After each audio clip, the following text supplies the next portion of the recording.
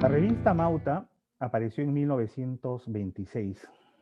Sin duda alguna, desde su primer número tuvo una gran acogida, influencia y cobertura continental. Fue la revista más impactante de la vanguardia de aquellos años en América Latina y la de mayor continuidad frente a sus contemporáneas. José Carlos Mariátegui perfiló la revista Mauta no solo en el ámbito ideológico, sino en el cultural, en que incorporó artículos de corte social que reflejó los problemas de su época y que incluso aún mantiene plena vigencia, como el problema del indio y de las minorías. Muy buenas noches con todos y todas. El Museo José Carlos Mariátegui, haciendo suya una iniciativa del Archivo José Carlos Mariátegui, inaugura el día de hoy el curso Amauta, el itinerario de una invención, que será dictado por el doctor Eduardo Cáceres durante los siguientes 4 miércoles a las 7 de la noche. Eduardo nos invitará a la lectura de esta importante revista para conocer a través de la misma al editor, esto es, a José Carlos Mariátegui. Eduardo, por favor.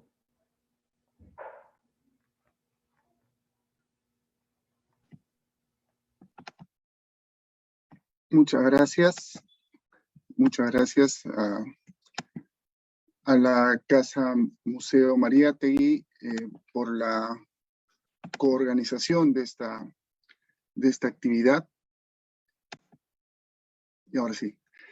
Muchas gracias a la Casa Museo Mariátegui por la coorganización de esta actividad, que es parte de las actividades del archivo José Carlos Mariátegui. Un repertorio increíble de materiales recopilados a lo largo de muchos años que continúan además la labor que la viuda de José Carlos y sus hijos desarrollaron inmediatamente tras la muerte de la Mauta en función de preservar e incrementar la herencia y el impacto de esta obra fundamental para peruanas y peruanos. Sinceramente, yo creo que pocos autores en América Latina y quizás en el mundo han tenido el nivel de atención, de cuidado, de edición y de difusión que ha tenido y tiene José Carlos Mariátegui gracias a esta obra que pioneramente la inauguró la viuda de José Carlos, la señora Ana Quiape, con sus hijos, y que continúa en estos últimos años con el particular empeño del nieto de la Mauta, José Carlos Mariátegui Ezeta, y la colaboración de las personas que están involucradas en este trabajo, en particular Ana Torres y Ricardo Portocarrero, que nos acompañan también en esta conversación y en este ciclo. El objetivo de este ciclo, tal como se dijo en la convocatoria, no es hablar sobre Amauta, no es comentar la variedad de autores que están ahí presentes, ni hacer lecturas transversales de la revista, sino hacer algo mucho más simple y quizás también más ambicioso. Simple porque de lo que vamos a ir es directamente al texto de la revista. Vamos a ir directamente a la textura de la revista, no solo al texto de la revista, ¿no? Vamos a tratar de tocarla, de verla además, no solo de escuchar de ella, hablar de ella. Y quizás más ambicioso porque lo que queremos descubrir con esto es una dimensión fundamental de la obra de José Carlos, que es su dimensión de organizador cultural, de promotor cultural, de editor, de constructor entonces de un proyecto de país, un proyecto de partido político, de país, de cultura, de Perú y de mundo, ¿no? Estuvimos explorando distintos posibles nombres para este ciclo.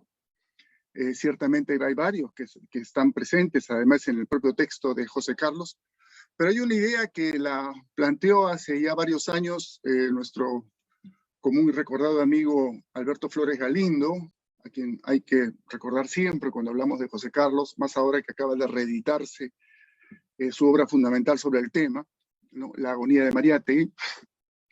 Él afirma en ese libro, justamente en uno de los textos de ese libro, que Amauta fue la antesala del partido político, del proyecto político. Y en realidad yo creo que es más que eso, es la antesala del país del Perú. Por eso esta idea de el itinerario de una invención. En el texto Defensa del Marxismo, Mariátegui toma una idea bastante audaz de un pensador italiano, Adriano Tilger, que afirmaba que Marx había inventado al proletariado, ¿no? Es decir, lo había sacado a la luz, ¿no? Lo había visto por delante, como usando un poco la etimología del inventar, es un poco mirar por delante, sacar a la luz, ¿no es cierto? Bien, yo creo que Mariátegui y la generación y las generaciones que se articulan en torno a Mauta, y es lo que vamos a ver a lo largo de estas semanas, al menos en los 10 primeros números de la revista, hacen lo mismo con el Perú. Inventan al Perú en el que vivimos, en el que nos desenvolvemos, que no es solamente un conjunto de personas en un determinado territorio, sino es que es un tramado de relaciones, de identidades, de símbolos, de lenguajes, ¿no? Ese Perú en el que nos desenvolvemos, sobre todo en lo que fue el siglo XX, fue un Perú inventado por esta generación. Cuando decimos Perú nos estamos refiriendo a una historia, a una realidad, a un conjunto de relaciones que fueron identificadas, que fueron nombradas, que fueron designadas por estas gentes, por estos pensadores, artistas, productores culturales, activistas, y no solo intelectuales urbanos, sino también intelectuales rurales, maestros. La importancia de los maestros va a ser resaltada sistemáticamente en estas presentaciones. Es por eso que optamos por este título, El itinerario de una invención. Vamos a acompañar en estas 4 reuniones un primer momento de este itinerario, el que nos lleva hasta el número 10 de Amauta, que es un número doble, que aparece después de un periodo de proscripción de la revista. Tras la publicación del número 9 de la revista, esta fue clausurada y sus principales editores y autores, incluyendo a José Carlos, fueron detenidos, la mayoría de ellos en la isla San Lorenzo, o José Carlos en un hospital. Algunos fueron incluso deportados o tuvieron que salir del país, y es con el número 10 que se reabre, y es con ese número 10 que vamos a cerrar un poco este primer ciclo de lecturas que espero, si hay interés y voluntad, y por lo menos en nuestro caso está claramente, la respuesta es claramente afirmativa. Volveremos luego, con un descanso de algunas semanas, a continuar con ese itinerario, seguramente del número 11 hasta el 21, que en fin, también tiene su peculiar importancia. Pero en fin, sobre eso no vamos a hablar ahora. Entonces, directamente vamos a entrar a la revista. Entiendo que para esto hay que compartir pantalla. No sé si eso ya está habilitado. Sí, puedes compartir. Perfecto. Entonces vamos a ir directamente a la revista. ¿Está en pantalla la revista? Sí. Sí, ¿no? Perfecto, listo. Vamos a poner esto un poquito arriba y comenzamos entonces con este itinerario. Bien, yo no voy a hacer muchos comentarios, como dije, de contexto. Hay mucho que se podría hablar de lo que se hizo, los antecedentes de la revista, las cuestiones empresariales, operativas, el tiraje, la distribución. Algunas de esas cosas las mencionaremos. Y sobre eso después Ana va a hacer una presentación al final como integrante del equipo del archivo, señalando de qué manera las personas que están participando de este curso pueden hacer a su vez búsquedas en el archivo y ahí encontrarán toda la información que consideren pertinente al respecto, ¿no? Sino lo que vamos a hacer ahora es ir directamente al texto de la revista, ¿no? Ir directamente al texto, a pesar del ruido que hay aquí alrededor. Vamos a la revista directamente, ¿no? Es un segundo, un poco torpe para estas cosas. Vamos a poner modo lectura, ¿ya? Vamos a achicarlo un poco para ver primero, después vamos a volver un momento. Ahí está, a ver que entre toda la... Ahí está, bien. Esa es la portada del número 1 de Amauta, ¿no? Es de notar, obviamente, conocido el gráfico que lo encabeza, obra de José Sabogal, ¿no? Según parece, Natalia Magluf lo ha documentado claramente, es una estilización de una obra mayor, una de las obras mayores de José Sabogal, que es el Barallo de Chinchero, un barallo imponente, altivo, ¿no? Empoderado, se diría hoy día, ¿no? Pues de ahí parece ser, según parece, Sabogal toma el rostro, lo trabaja un poco, ¿no? Y lo pone, y a José Carlos lo toma, ¿no? El nombre también, según parece, fue conversado, fue sugerencia de Sabogal y fue aceptado por José Carlos, y como veremos en el editorial, tiene una determinada, en fin, tiene distintas alusiones. Lo interesante a notar acá es que, a diferencia del Barallo de Chinchero, que es el cuadro original del cual habría tomado Sabogal esta imagen, esta cabeza indígena, digamos así, es claramente la de un noble, ¿no? La de un noble, y eso se nota por los aretes estos, ¿no? Es un orejón, es un noble cusqueño, es un noble, es un indio noble, es parte de una élite, digamos así, ¿no? Amauta pretende entonces de alguna manera también expresar eso, ¿no? O sea, es la vuelta a su lugar, ¿no? De quienes tienen que ocupar el lugar de liderazgo, si se quiere así, o hegemónico, ¿no? En la sociedad peruana. El diseño es bastante sobrio, bastante elegante. El título está puesto en letras que dan la impresión de haber sido hechas casi a mano. No es un tipo tipográfico muy cerrado. Las tres A's, por ejemplo, tienen diferencias entre sí, ¿no? Y eso no es casual ni es descuido, busca dar una imagen determinada de cierta producción artesanal, digamos, ¿no? De la carátula como tal.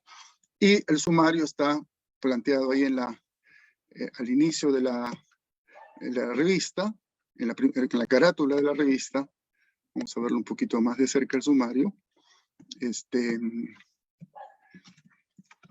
El sumario está aquí planteado y nos presenta un poco los autores, ¿no? Rápido, lo vamos a ver en detalle uno por uno, pero quería llamar la atención de ustedes al comenzar sobre el orden mismo de los artículos, ¿no?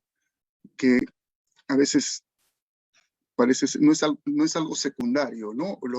Los contrastes, ¿no? Hay un editorial de José Carlos, hay un texto de Valcárcel, ¿no? El cual vamos a ver. Luego hay un texto de Eguren, que vamos a ver además, tiene un curioso acompañante en la misma página, un texto sobre la universidad, la reforma universitaria de un argentino, un texto de Antenor Orrego, filósofo trujillano, poemas, Freud, y al costado de Freud, un poema sobre Lenin, un artículo sobre el gran médico español Gregorio Marañón, una carta a los maestros de Guillermo Mercado, un cuento, ¿no? De un narrador rumano, Panayit Istrati.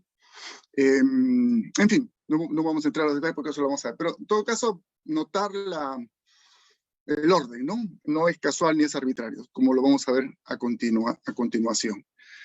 Entonces, comenzamos por la carátula. Inmediatamente pasamos a algo que es muy importante en la revista Amauta, porque da cuenta de una dimensión que es muy importante en la obra de José Carlos, en la cual además tuvo una importante colaboración de su hermano, que es la dimensión empresarial de José Carlos Mariátegui, ¿no? La revista está llena de anuncios, no llena, en fin, tiene numerosos anuncios publicitarios y no de cualquier publicidad, ¿no? Ya en la contracarátula, un anuncio del Banco Internacional, un anuncio de una zapatería bastante importante en Lima, obviamente, un anuncio del Banco Alemán Transatlántico. Estos dos bancos que anuncian acá eran, junto con un tercer banco que vamos a encontrar en la contratapa, los bancos más importantes de Lima y por lo tanto del Perú.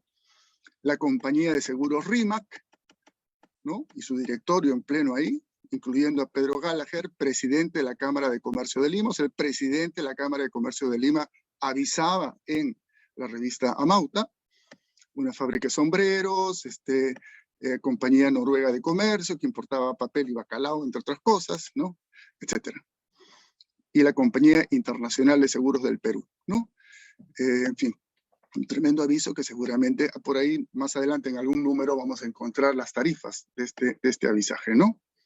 Bien, por ahí comenzamos entonces, ¿no? O sea, Mauta fue un emprendimiento muy serio, muy bien pensado, muy bien diseñado. Después vamos a ver que en algún momento incluso, si bien al comienzo aparece como un producto de la editorial Minerva, se va a autonomizar y va a aparecer la empresa editora Amauta como tal, que tiene una relación con la editorial Minerva.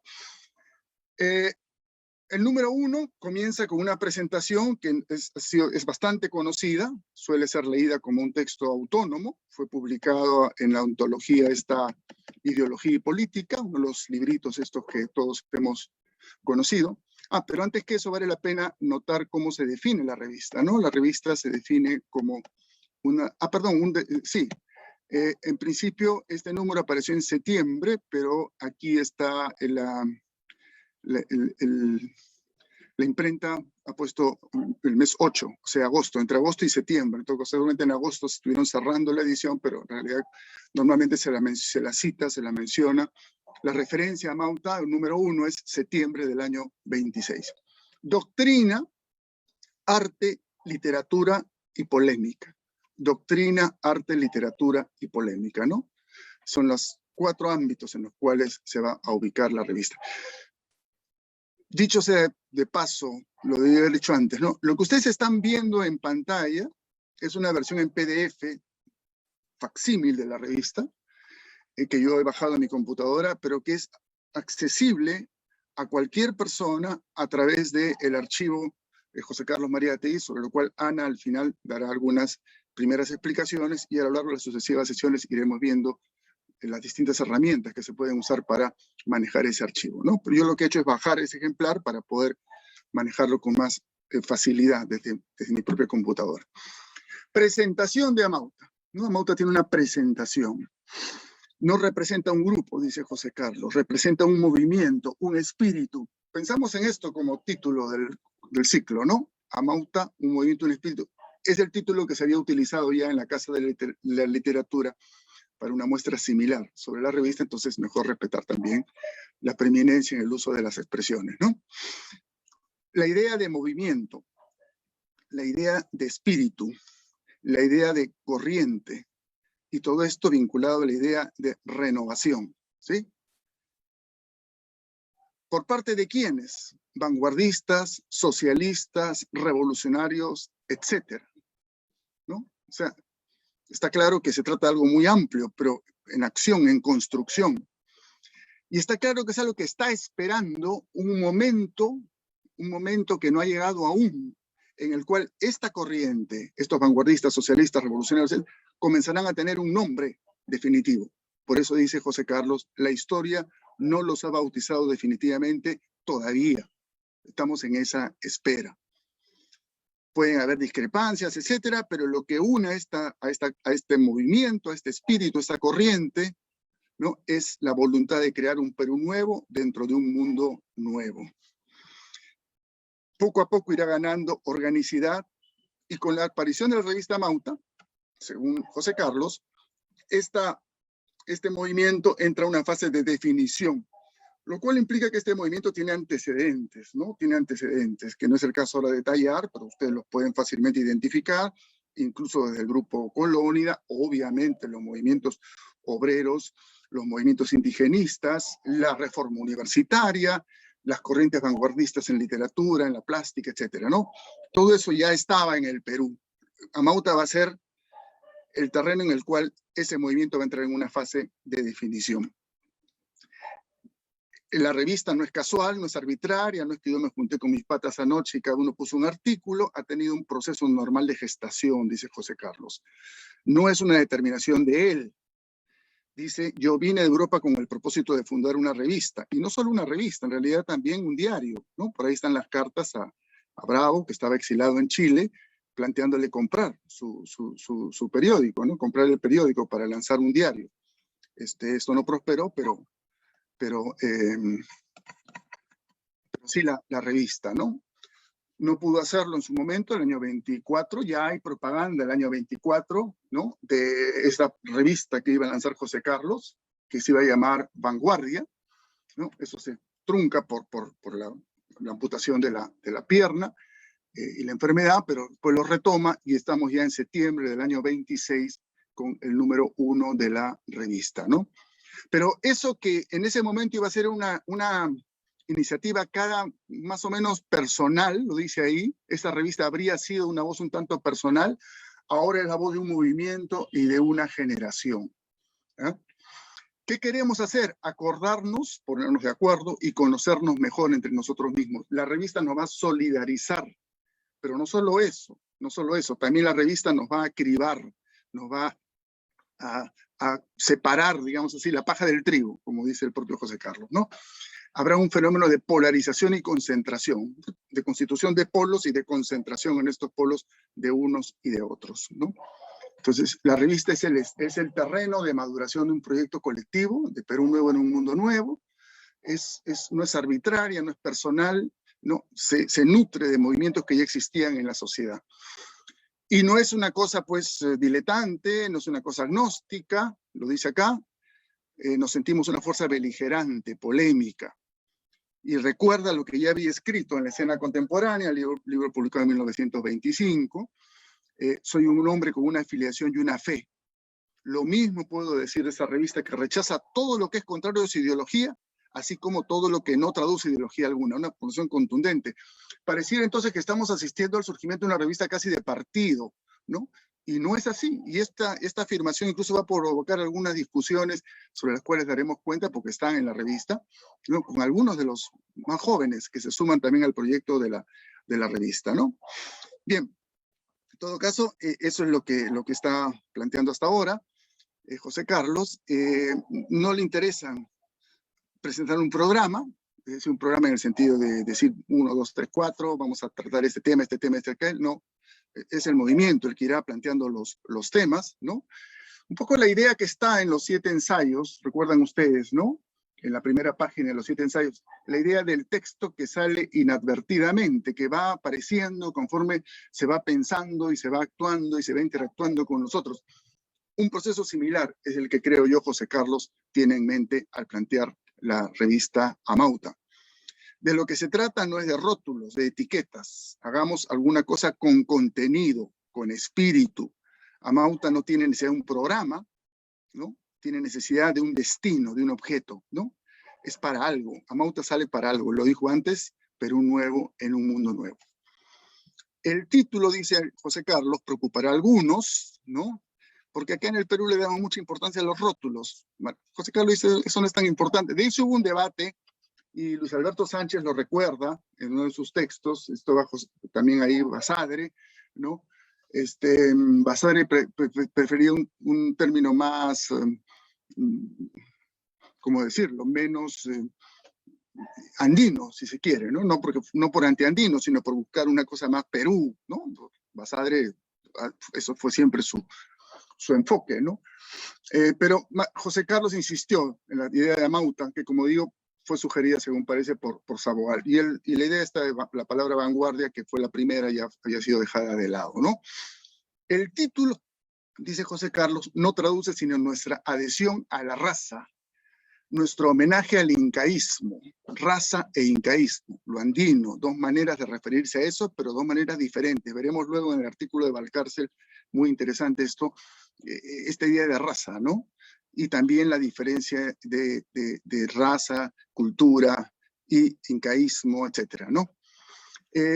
La palabra Amauta adquiere con esta revista una nueva acepción, la vamos a crear otra vez. Y aquí hay un debate sobre la palabra Amauta que no lo vamos a plantear ahora, está planteado en un número posterior, ¿no? ¿Qué es lo que significaba Amauta en términos estrictos en la sociedad inca, ¿no? Y cuál es el sentido que va a tener a partir de la revista. Pero en todo caso, acá José Carlos dice claramente, vamos a crear otra vez la palabra Amauta, ¿no?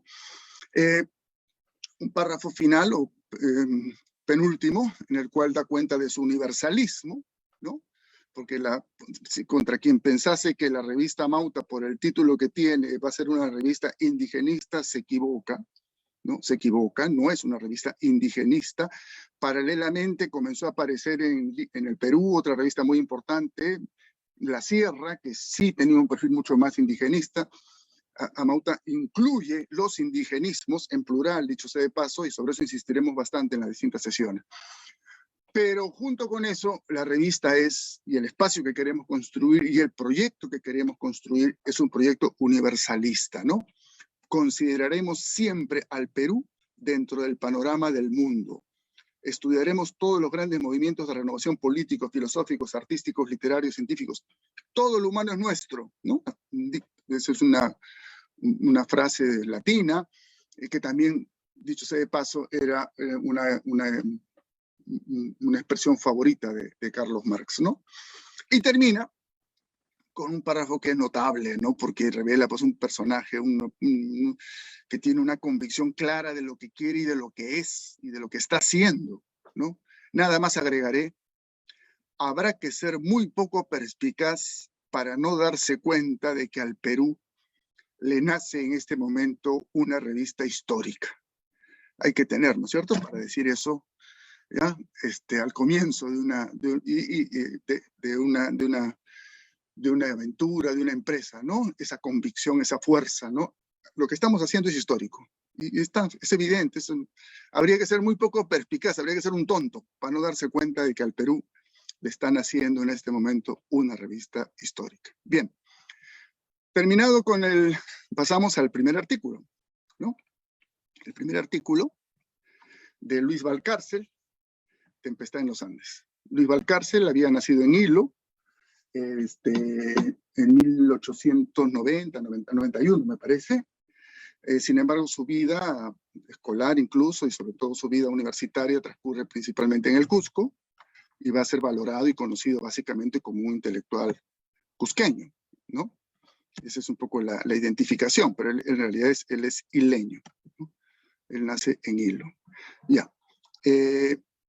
Miren, yo no voy a hacer un resumen de los textos. El objetivo de este ciclo es más bien provocarlas y provocarlos a ustedes a meterse a la revista. Yo simplemente plantearé algunas ideas, ¿no? Y trataré sobre todo de resaltar aquellas ideas que son las transversales a la revista, a cada ejemplar, los conectores entre los distintos artículos, ¿no? Entonces, una primera palabrita que quisiera resaltar en este texto, que es un capítulo de Tempestad en los Andes, un libro que va a publicar justamente la Minerva, va a publicar, vamos a encontrar avisajes sobre eso luego, ¿no? Con prólogo de José Carlos y colofón de Luis Alberto. Siempre me confundo, sí creo que ese es el orden, efectivamente, ¿no? Sí. Una palabra que es importante porque hay un juego aquí entre noche y día, entre noche y luz, noche y día, luz, sol, o sea, la noche y la luz, la noche y el día, la noche y el sol. Hay un juego que atraviesa el conjunto de la revista, los artículos y sobre todo los poemas, ¿no? Y en el texto de Valcárcel, la noche tiene un doble, alude a dos cosas, como vamos a ver en el texto, ¿no? Pero en todo caso, como un ladrón en la noche. Así comienza ¿no? Ha llegado la nueva conciencia, ha llegado una nueva conciencia como un ladrón en la noche, ¿no? Y entonces, este texto lo que va a dar cuenta, lo que va a buscar dar cuenta es del proceso a través del cual una masa informe, ahistórica, un poco exagerado probablemente, ¿no? Que la masa indígena, que no vivía, que parecía, dice Valcárcel, eterna como las montañas, que parecía ser un pueblo de piedra, que carecía de conciencia, etcétera, expresiones que yo he resaltado aquí rápidamente en el texto para no tener que leer todo el artículo, ¿no? Esa masa informe que, en fin, que ha sido vapuleada, conquistada, etcétera, etcétera, comienza a renacer. Hay un milagro primaveral de las razas, ¿no? El plural llama la atención porque vamos a ver, estamos hablando solo de la raza entonces acá, ¿no es cierto? Probablemente con esto, ya aquí está la raza rejuvenecida, en contacto con la tierra, que le clama su derecho a la acción. La cultura bajará otra vez de los Andes. De las altas mesetas descendió la tribu primigenia a poblar planicies y valles, desde el sagrado Himalaya, etc. Ya, hay una idea que está presente en la cultura y en la política del siglo, de la década del 20, sobre todo en la segunda mitad de la década del 20, que es el renacer de Oriente. El renacer de Oriente, ¿no? El renacer de las razas milenarias o juzgadas. Eso está presente y tiene que ver con los movimientos revolucionarios en China, India, etcétera, etcétera, ¿no es cierto? Por supuesto. Pero de alguna manera, creo yo, cuando Valcárcel habla de un milagro de las razas, está queriendo vincular este renacimiento andino, ¿no?, con este renacimiento más universal, si se quiere, de las razas, ¿no? Ahora, ¿qué entiende Valcárcel por raza? Aquí hay una cosa, no vamos a discutirlo ahora, lo dejo ahí mencionado, seguramente alguien podrá investigar más. Raza no es cultura, ¿no? Raza no es la cultura es la configuración histórica de la raza. La configuración histórica de la raza puede cambiar, la raza perdura. Ahora, la raza no es lo biológico tampoco, ¿eh? No estamos en eso, y no estaba en eso efectivamente Valcárcel. Es una configuración más profunda, ¿no? Podría pensarse, aunque eso es muy discutido hoy día, ¿no?, lo esencial de la andinidad, ¿no es cierto? Lo andino, lo que está más allá. Puede ser hoy un imperio y mañana un hato de esclavos, dice. No importa. La raza... Uy, ¿qué pasó aquí? Un segundo. Un segundo, recuperamos esto de inmediato. Ahí está, ya. Se ve en la pantalla, ¿no? Por si acaso, ¿sí? Ya, seguimos. Dice, la raza, o sea, puede ser un imperio, caso de los incas, mañana un hato de esclavos, los indígenas bajo la colonia, no importa, la raza permanece idéntica a sí mismo. Y anticipa una idea que va a ser fuerte en algunos de los indigenistas, no en todos. Valcárcel está a mitad camino, va a haber otro que vamos a encontrar en la revista Mauta que lo tiene mucho más claro, y Mariátegui se lo insinúa en un artículo del año 29 como pregunta a Valcárcel, como tarea a Valcárcel, insinúa la idea de una nueva configuración de la raza. ¿Cuál es esa nueva configuración? Una configuración a futuro, el indio vestido de la europea, hablando inglés, pensando al occidental, pero que no pierde su espíritu. No mueren las razas, podrán morir las culturas, pero no muere la raza. La raza quechua fue cultura titicaca y después ciclo inca. Fíjense ustedes, incluso ya comienza a distinguir, cosa que recién se estaba haciendo en esas décadas, gracias a los trabajos de Tello y otros. No todo lo prehispánico es inca. Hay tiahuanaco, hay inca, después se van descubriendo otras cosas más. Bueno, lo quechua, la raza, fue cultura tiahuanaco, fue cultura inca. Hoy es, exageradamente, pero es lo que dice, hoy es un hato de esclavos, mañana podría ser, ¿no?, esta cosa de indio vestido de la europea, hablando inglés, pensando en lo occidental, y seguiría siendo la raza, ¿no?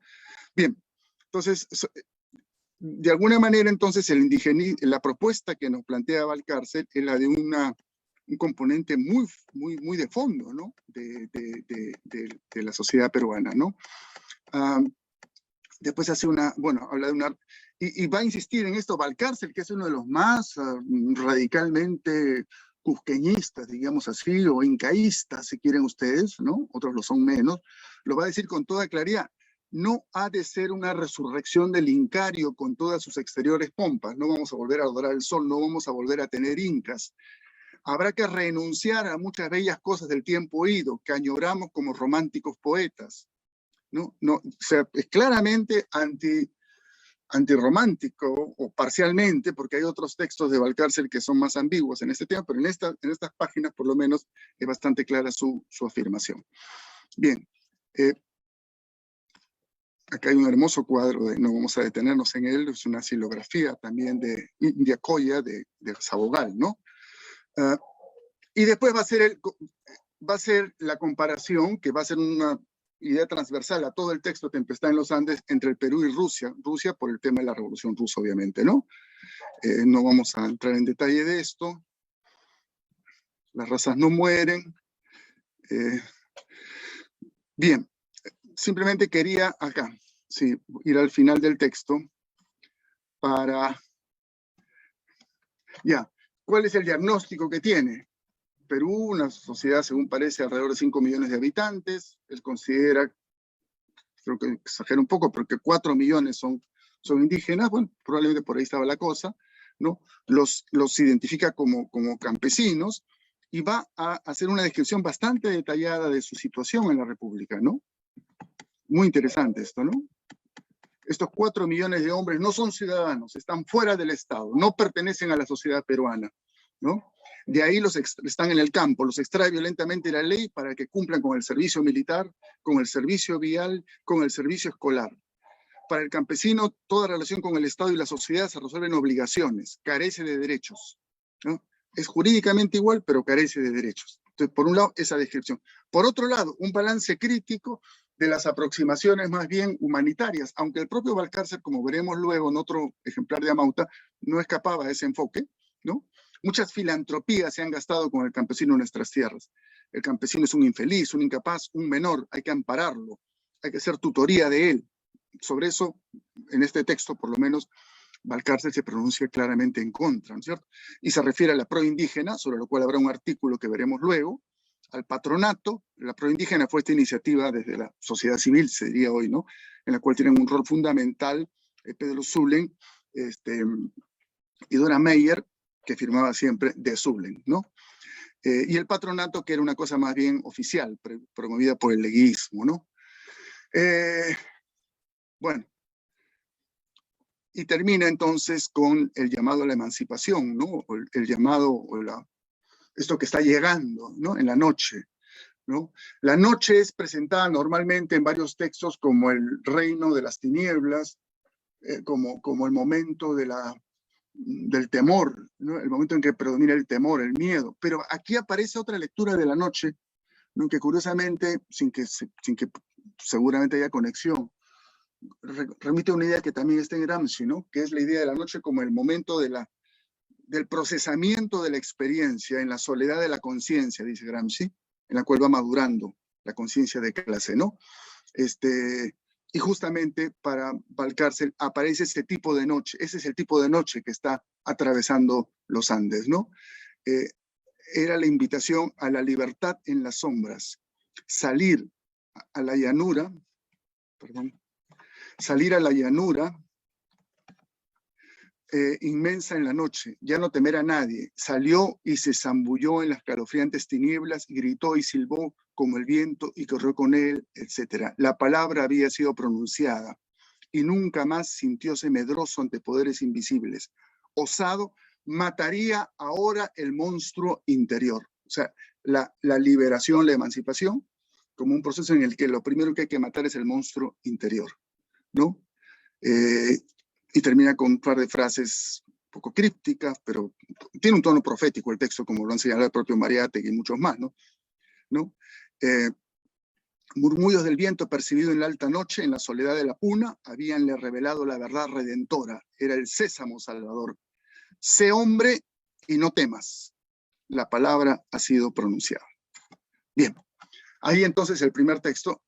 El texto de Valcárcel abre una línea que va a ser pues permanente en Amauta, y porque tiene un antecedente muy fuerte y tiene una raíz material muy clara en la sociedad peruana, que es la línea indigenista, que es muy plural, dicho sea de paso, ¿no? Muy plural, sobre eso no volveremos. Dicho sea de paso, la revista tiene, no es el caso entrar en los detalles, ustedes lo pueden ojear, invito a que ustedes ya luego accedan al archivo y lo ojeen, ¿no? La tipografía de la revista es muy importante, los íconos, ¿no es cierto?, que se van insertando, que son obra de Carmen Sacco, me parece que es la principal autora de estos iconos que se van insertando en sucesivos lugares de la revista, ¿no? El segundo artículo va a hacer referencia a la otra de las corrientes que va a confluir en este esfuerzo fundacional, ¿no? Que es la corriente de la reforma universitaria. Pues. O sea, el indigenismo es una, la reforma universitaria es otra. Y para eso apela a un texto, que es un discurso de uno de los prohombres de la reforma en Argentina, Carlos Sánchez Viamonte, que es editor de una revista a la cual se va a hacer propaganda en Amauta, ¿no? La cultura frente a la universidad. Como no tenemos mucho tiempo, yo simplemente en este caso voy a hacer referencia a la idea central. La idea central es que la universidad está perdida. Mire, por más reforma que hemos hecho, la universidad no va a seguir siempre esta fábrica de profesionales adocenados, ¿no es cierto? Y tenemos que crear otra cosa. Tenemos que crear otra cosa, ¿no? En fin, como digo, y no basta ser reactivos, dicho sea de paso, no basta ser reactivos, no basta ir contra la dictadura y el imperialismo, dice el autor, ¿no?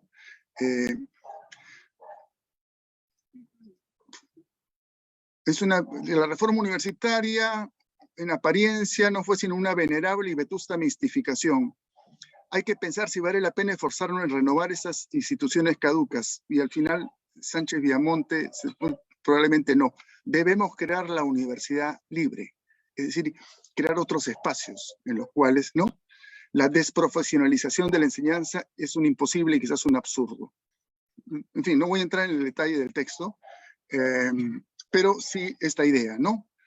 Creemos otro organismo espontáneo y desinteresado que nazca de nuestra iniciativa cordial, que recibe el calor de nuestra sangre joven, que lleva el sello de nuestra espiritualidad. Creemos otra cosa, ¿ya? No tiene sentido reformar la vieja universidad. Fíjense ustedes hasta qué punto llegan, y este no es un bolchevique, un comunista, es un socialista argentino del socialismo que ya tenía varias décadas de existencia ya, y que habían tenido un rol protagónico en la reforma, ¿no? Ya, hasta ahí. Y es interesante notar, porque eso también es importante para la lectura del texto de Mariátegui en el ensayo sobre la educación, que cuando Mariátegui enjuicia la universidad, la enjuicia, ¿no es cierto?, hace un juicio sobre la universidad, el proceso de la universidad, el juicio, está enjuiciando la cultura oficial en realidad, ¿no es cierto? O sea, son textos no solo sobre la institución, sino sobre la cultura oficial. Y aquí está apelando a la idea de una contracultura que sería la que nace de este organismo espontáneo y desinteresado. Les decía que el término de la noche es una conferencia en Buenos Aires, en Montevideo, ¿no? Bien. Les decía que el tema de la noche es importante en este contraste, ¿no? El siguiente producto que hace alusión a la noche es un hermoso poema del poeta oficial de la revista. El poeta oficial, de alguna manera. El principal poeta de la revista, ¿no? El poeta venerado de la revista, ¿no? Que no es ningún poeta, no es Hidalgo, sobre el cual vamos a ver poemas tremendos y muy, muy bellos, además, ¿no? Ni siquiera es Vallejo, ¿no? El poeta de la revista es José María Eguren, ¿no? Es José María Eguren, ¿no? Aquí está su poema. Lo vamos a encontrar muchos números, incluso va a haber un número de homenaje a Eguren, sobre el cual hablaremos en su momento, ¿no? No vamos a leer el poema de Eguren, pero vale la pena que cada uno lo busque y lo lee, ¿no? Ha venido el ave tenue de la luna mensajera, etcétera, ya. Pero lo interesante, y aquí es cosa del editor, ¿no? Es esto, fíjense ustedes, a ver si logramos reducir la página para que se vea bien el contraste. Sí, a ver, sí, ya, un poquito más, ahí está, ya. El poema de Eguren ocupa la misma columna con el homenaje a un personaje que había muerto meses antes. Tan chiquito el nombre, Dzerzhinsky. Lo que está ahí como rótulo de la foto, no es foto, es del dibujo, es la siguiente descripción del agonista de la Revolución Rusa fallecido recientemente, Dzerzhinsky, Eguren y Dzerzhinsky, ¿no? Eguren, la poesía pura, ¿no? El ave tenue de la noche, la luna mensajera, etc. Dzerzhinsky, uno de los líderes del partido bolchevique, fallecido de tuberculosis antes de los 50 años, según me parece, había sido el conductor de la construcción de la Checa, del aparato represivo del Estado soviético, que se construye al calor de la guerra civil para justamente ganar la guerra civil, y que es el responsable de hacer todo lo que tiene que hacer una policía secreta para ganar una guerra civil. Entonces no entro en mayores detalles, ¿no? Mariátegui tiene un artículo específico sobre Dzerzhinsky al enterarse de su muerte, ¿no? Señalándolo como aquel que tuvo que cumplir las tareas más duras, más difíciles de la revolución. Cuando muere ya no está en esa tarea, está en la tarea de la economía. Habían pasado al frente económico para tratar de reorganizar la economía que se estaba cayendo a pedazos, ¿no? Entonces miren ustedes, en la misma columna de la revista tenemos a José María Eguren y a Dzerzhinsky, ¿no es cierto? Eso no es casual, no es casual ni es arbitrario, ¿no? Es lo que es la revista, ¿no es cierto? Es lo que es la revista. La revista es Eguren y Dzerzhinsky. Es la revolución bolchevique con todos sus horrores, como dice Mariátegui en algún lugar también, y es la poesía pura, lírica, extraordinaria de José María Eguren. Lo dejo ahí para que lo piensen. Bueno, A continuación, el siguiente artículo de un gran filósofo, lamentablemente poco, bueno, él mismo tampoco se dedicó mucho a la filosofía a partir de determinado momento, según me parece, pero en fin, ya son opciones que uno tiene que ir tomando en la vida. Antenor Orrego, ¿no? Antenor Orrego además es el mentor de toda esta bohemia trujillana, es el mentor de, no en vano, el prólogo a Trilce y el prólogo a la nave dorada, su poemario de Espelucín, y es maestro de Ayala Torre y de todo el grupo de la bohemia trujillana, ¿no? Era relativamente joven, ¿no? O sea, por aquí tengo yo el dato exacto de su nacimiento, de sus... Orrego es cajamarquino, ¿no? Ahora que los cajamarquinos están de moda en el Perú, que nace en el 82, ¿no? Prologó Trilce el año 22 y la nave dorada del 26. Y tiene muchos ensayos en Amauta. Yo diría que es el filósofo de Amauta casi, ¿no? O sea, aquel que le da un poco como vamos a ver en varios de estos números. Al momento entonces de publicar este artículo, él tiene 44 años, ¿no? Ya era un maestro, ya un profesor universitario más o menos consolidado, ¿no? Como la mayoría de gente que vamos a encontrar en la revista tiene menos de 30 años, este era pues el tío del grupo, digamos así, ¿no? Y en este caso va a ser un texto sobre literatura, en particular sobre teatro, novela y cuento, ¿no?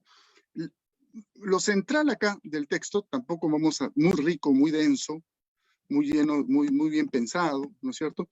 Es una crítica radical del arte occidental, del arte dramático en particular occidental,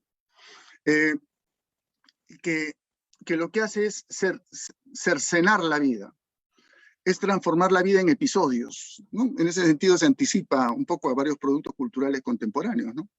Estas series, estas novelas, series, por episodios, ¿no? En la cual se pierde el sentido. Nuestra literatura es episódica y anecdótica. No son caracteres enteros los que ha creado el arte occidental, son jirones, fragmentos de caracteres, parcelas aisladas, ¿no? ¿Y eso por qué? Porque se ha perdido una noción central, la noción de destino. Dos nociones se han perdido, según él. La noción de destino y la noción de libertad. ¿Ya? Lo que quedan son episodios. Reivindica, obviamente, algunos que sí han logrado hacer eso. Menciona a Shakespeare, menciona al Quijote, a Juan Cristóbal de Roland, ¿no? Personajes de Pirandello. Pero la crítica central es esta, ¿no? El arte europeo ha hecho anecdótico el destino, ¿no? O sea, nuestro arte contemporáneo, el arte en general, el arte moderno y contemporáneo, literatura, drama, etcétera, transforman el destino en una sucesión de anécdotas, se pierde la totalidad, ¿no? Y por otro lado, esa es una crítica, y la otra crítica es la relación entre arte y realidad, ¿no? El arte como copia, ¿no? Y el arte como copia no sirve para nada, ¿no? Según Orrego, ¿no es cierto? El arte lo que tiene que hacer es crear la nueva posibilidad de lo humano. Y fíjense qué profunda la idea que viene a continuación. La realidad es una posibilidad vencida y hecha ser. O sea, lo que es real, ayer fue posibilidad, ya no lo es, ha sido vencido y se ha transformado en ser. De lo que se trata es de vencer una nueva posibilidad humana realizándola, ¿no? Es descubrir las posibilidades, apostar por alguna de ellas y realizarla. Y el arte tiene que anticipar eso, ¿no? Y pone el ejemplo de varios personajes que son primero ficción y después son realidad. ¿Cuántos Quijotes después del Quijote? ¿Cuántos Werthers después de Werther, ¿no? Primero se crea el Quijote y después comenzamos a identificar en la vida cotidiana a fulano y a mengano, este es un Quijote, aquel es un Quijote, etcétera, ¿no? Es eso, según Orrego, lo que debería ser en todos los casos el arte. Y entonces, para construir caracteres, lo que hay que buscar, poner en tensión, en relación dialéctica, si se quiere, para usar un término propio además de estas generaciones, es poner en tensión la libertad y la fatalidad, la libertad y el destino, ¿no? El arte griego pecó por fatalidad, dice, ¿no? En cambio, el arte moderno hace trizas la libertad y la transforma en dispersión. Un arte dramático es un arte en el cual hay que buscar y articular destino, que es libertad y determinación, ¿no es cierto? Ambas cosas. Bueno, ese es el artículo de Orrego, tremendo artículo. Cada uno de esos textos me daría pues para un seminario, ¿no es cierto? Pero en fin, Así era Mauta. Así era Mauta. Otro diseño de Carmen Sacco. Y esta lista, que es muy interesante, no la vamos a mencionar simplemente, cada una de estas publicaciones merecería un análisis. Martín Fierro, que era la revista cultural más importante en su momento, más innovadora en ese momento en Buenos Aires, entre otros participaban ahí los hermanos Borges, no solo Jorge Luis, sino Nora, una artista plástica de la cual vamos a encontrar obras en Amauta, al igual que algún texto de Jorge Luis. Otra revista Alfar, Sagitario, que es la revista de estos herederos de la reforma universitaria, entre los cuales está Sánchez Viamonte, que hemos leído su artículo, hemos visto su artículo. Poliedro, poesía de Armando Bazán, que también era parte del equipo de Amauta. La revista de Oriente, una revista que se editaba en Buenos Aires y se repartía en todo el continente, que es la que mantenía al tanto sobre la evolución de la Unión Soviética. Muy importante, porque era la fuente de información de todas las vanguardias sobre lo que pasaba en la Unión Soviética, y según parece no era una revista totalmente oficial, ¿no? Es decir, no se limitaba a transmitir las opiniones oficiales, sino también los debates, las discrepancias, el tema Trotsky, por ejemplo, ¿no? Una revista española, Repertorio Americano, una gran revista. Y esta revista, Index, de Baracaglia, que era un futurista romano. Mariátegui había estado en algunas exhibiciones cuando estuvo en Roma, promovidas por este señor, y que, bueno, pues ya en esos años toda esta gente andaba con el fascismo, ¿no? Toda esta gente andaba, pero en fin, es parte, y después vamos a encontrar algunas referencias mucho más incómodas, si se quiere, en relación con revistas italianas. A continuación, un tremendo texto de Sigmund Freud, Resistencias al psicoanálisis, ¿no? Según parece, según lo que, bueno, por ahí lo señalan varios de los estudiosos de la obra del gran maestro peruano Honorio Delgado, traducido del alemán por Honorio Delgado. Obviamente, primero, que yo no estoy para nada capacitado para hablar seriamente sobre Freud, y segundo, que el texto es imposible querer resumirlo en 5 o 6 minutos, que es lo que nos tocaría hacer, si queremos ser estrictos con el tiempo, ¿no? Pero sí algunas ideas centrales, ¿no? O sea, lo que Freud va a querer desmontar acá es un texto ya de Freud adulto, mayor, ya Freud en los años finales de su, no finales, pero en fin, ya pasada su madurez, ya en plena madurez, ¿no es cierto? No es el Freud inicial, ¿no? Es refutar esto que él llama resistencias al psicoanálisis, ¿no? O sea, por qué a la gente no le gusta el psicoanálisis, ¿no? Explica por qué hay resistencias en distintos campos de la vida, incluso en la ciencia, cosa que no debería ser. Resume un poco lo que él ha querido aportar con su descubrimiento, ¿no? Pero lo interesante de este artículo, y quizás por eso es que Mariátegui lo selecciona, es que en la refutación a la resistencia al psicoanálisis, él no va a aludir sobre todo a eventos privados, resistencias individuales al psicoanálisis, sino va a responder a resistencias sociales, y yo diría políticas, aunque él no lo menciona así, al psicoanálisis, que tienen que ver, por tanto, con los impactos sociales y políticos del psicoanálisis, que es justamente lo que a Mariátegui le va a interesar del psicoanálisis. O sea, a Mariátegui no le interesa el psicoanálisis como terapia, a Mariátegui le interesa el psicoanálisis como herramienta de investigación sobre la sociedad, ¿no es cierto? Y es lo que el propio Freud dice acá. Él dice, bueno, yo esto lo construí, el psicoanálisis yo lo inventé como un método terapéutico, ¿no? Pero he visto que después se ha usado por otras cosas, y dice, lo cultivan como método de investigación psicológica y lo utilizan como auxiliar para sus trabajos científicos en los dominios más diversos de la vida espiritual, o sea, en la sociología, en la política, etcétera, como de hecho comenzó a suceder, y en eso Mariátegui es pionero, en los años varios de los discípulos de Freud, aunque después fueron un poco marginales, y sobre todo gente ajena al psicoanálisis en el sentido estricto, comenzó a hacer este uso, ¿no? Entonces, estas búsquedas, este descubrimiento más social del psicoanálisis es lo que genera entonces las resistencias, según Freud.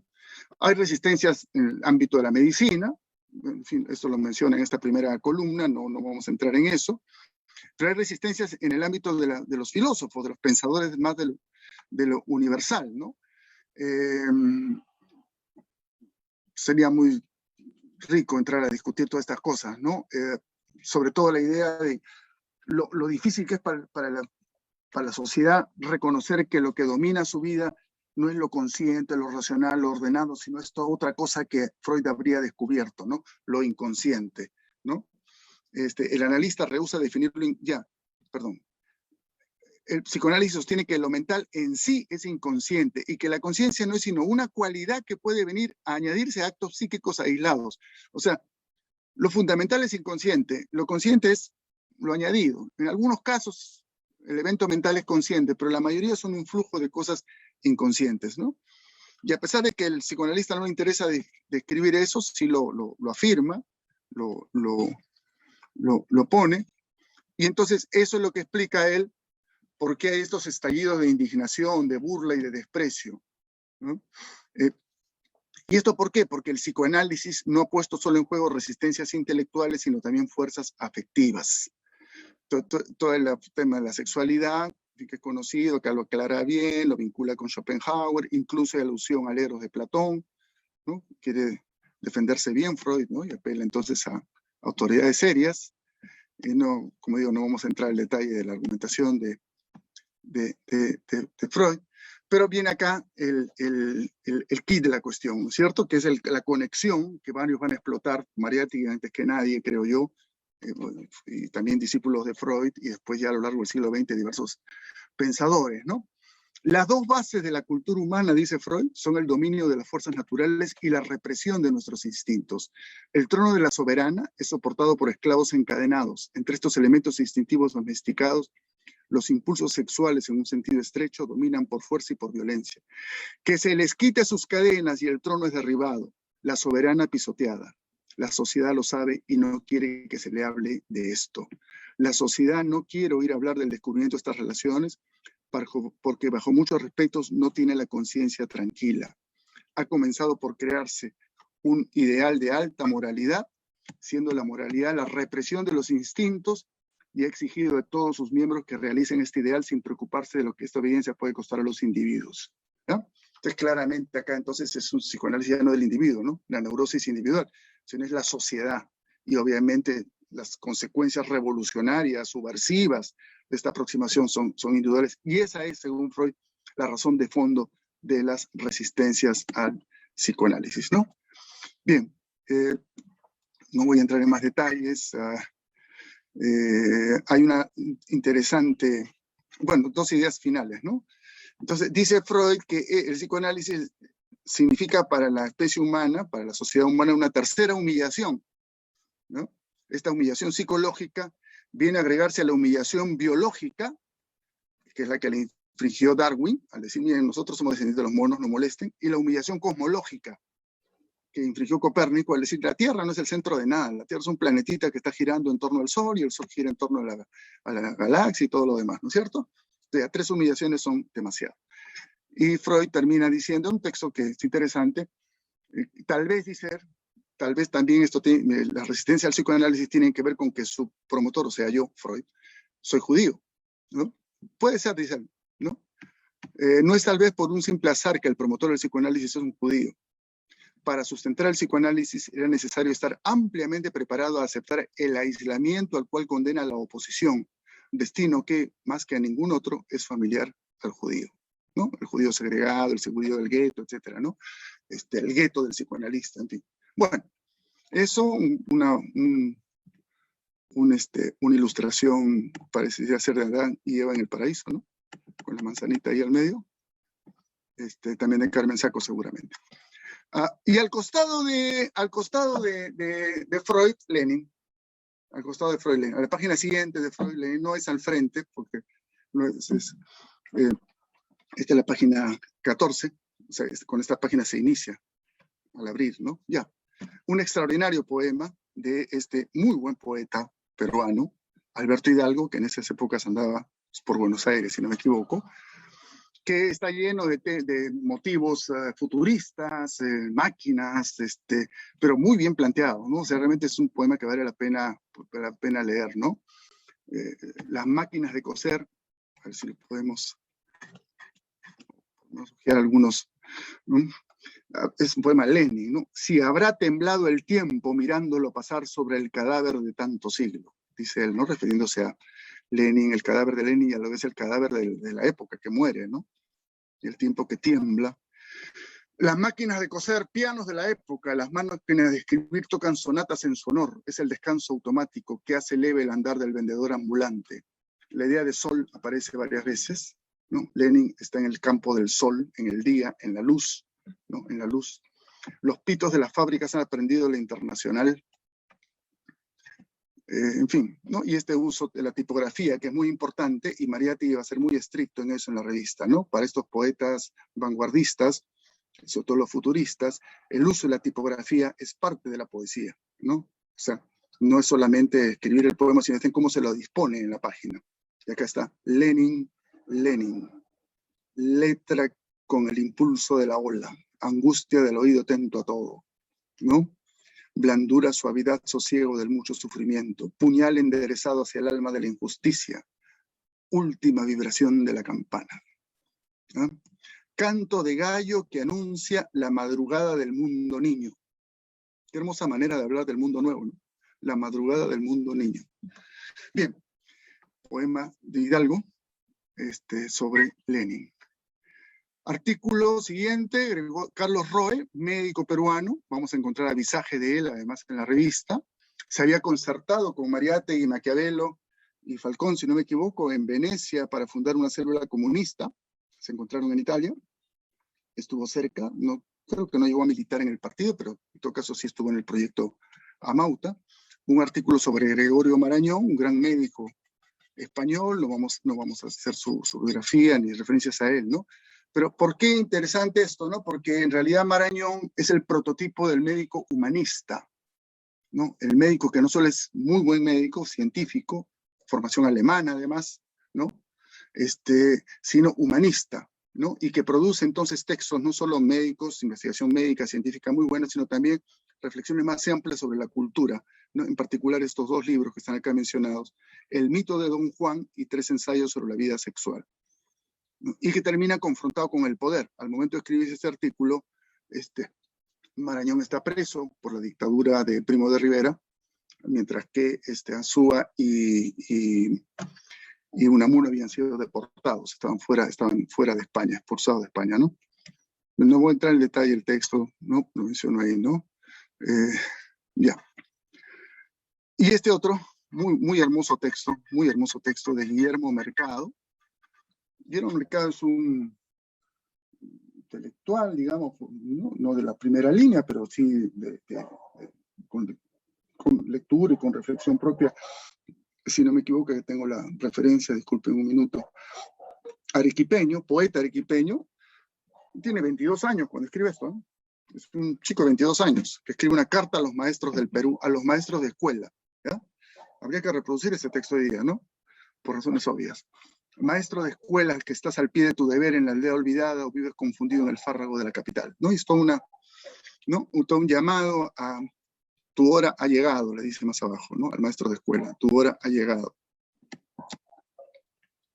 Tu hora ha llegado. En fin, bastante lírico el texto de la carta, ¿no? Y lo invita, pues, a dejar los prejuicios, dejar de ser un instrumento de la dominación, ¿no? Empieza por convencerte que tu obra es obra revolucionaria. No es concebible un maestro de escuela que no sea revolucionario. El papel de los maestros en la red de Amauta es fundamental, en la red de distribución y seguramente también de información, ¿no es cierto? Y hay textos, va a ser un tema permanente. La escuela, la educación escolar, además, el rol de los maestros va a aparecer repetidas veces en Amauta, ¿no? Y aquí va a ser muy importante una figura literaria, adelanto, sistemáticamente no quiero adelantar, pero ya que lo menciono, Gabriela Mistral va a ser muy importante en el trato de estos temas, ¿no? Maestro que has dejado de ser el último peón para ser el primero en la gran obra de la reconstrucción social. Ya no eres el paria de la sociedad, eres el conductor de ella. Eres un soldado del gran ejército de la verdad, etcétera, etcétera. Carta a los maestros. Seguimos adelante. Miren, apenas son 16 páginas de 32 o 36 creo que son, más el suplemento que vamos a ver luego, y miren todo lo que hay en esta revista, ¿no? A continuación, un cuento, es parte de una colección de cuentos de Spilka, el monje, que es sobre un personaje que no voy a entrar al detalle. El cuento se va a presentar en 3 secciones, en 3 partes, 3 números, ¿no? Al final quizás podremos hacer una reflexión más de conjunto. En todo caso, el autor es importante porque es un autor que ganó popularidad gracias a Roland, si no me equivoco, Romain Roland, creo que es el que lo salvó casi del suicidio, y es un autor muy original porque no, es un autodidacta rumano.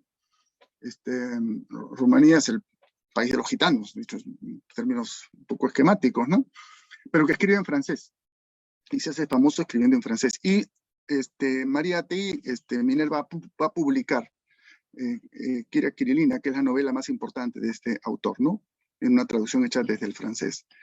Bueno, en todo caso, es una sociedad muy feudal, en la cual hay un personaje que es, ahí está resaltado, ¿no? El logofat. El logofat es en esa sociedad el gamonal, ¿ya? Que tiene derecho a todo, incluyendo a las mujeres de la aldea, ¿no? Y entonces toda la novela gira sobre ese conflicto del personaje que trata de proteger a su prometida de la agresión, violación que va a vivir de parte de este gamonal. En fin, y la venganza, etc.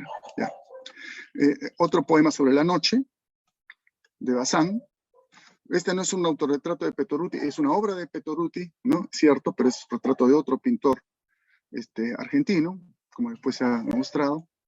Y después un poema de un grupo de poetas que va a tener, digamos que los poetas, por lo menos en los 10 primeros números que hemos trabajado más a fondo hasta ahora, el colectivo de poetas con mayor presencia en la revista es el colectivo Puneños.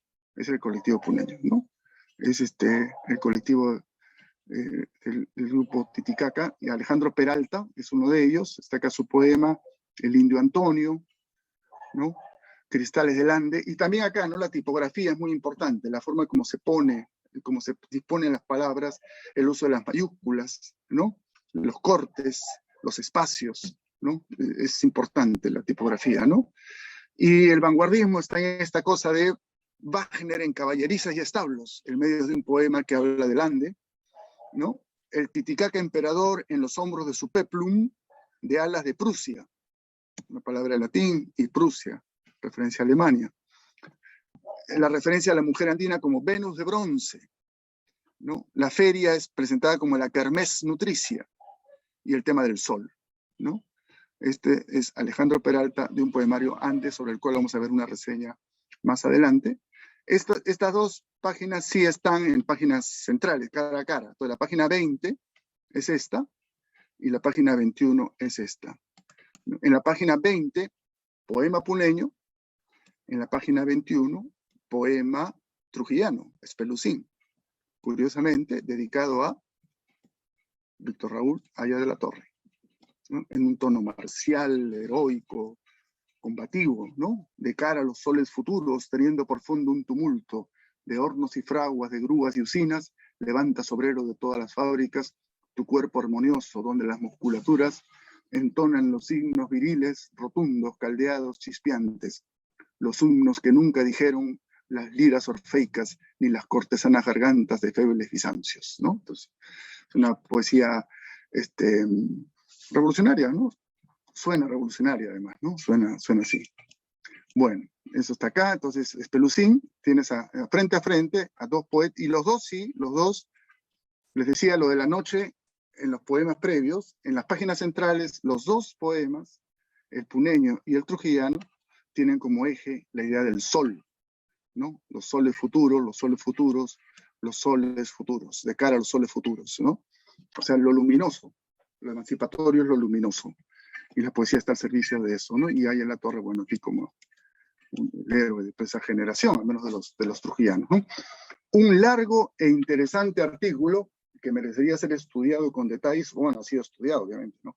Pero leído con detalle, que es el recuento que hace Dora Meyer de Zulen, ¿no? No vamos a explicar ahora por qué firmaba de Zulen, sobre la proindígena, ¿no? Que es esta asociación proindígena que se funda en Lima en 1909, si no me equivoco. Está también Joaquín Copelo, creo, en fin, que hacen un primer acercamiento sistemático a la defensa de los pueblos indígenas, ¿no?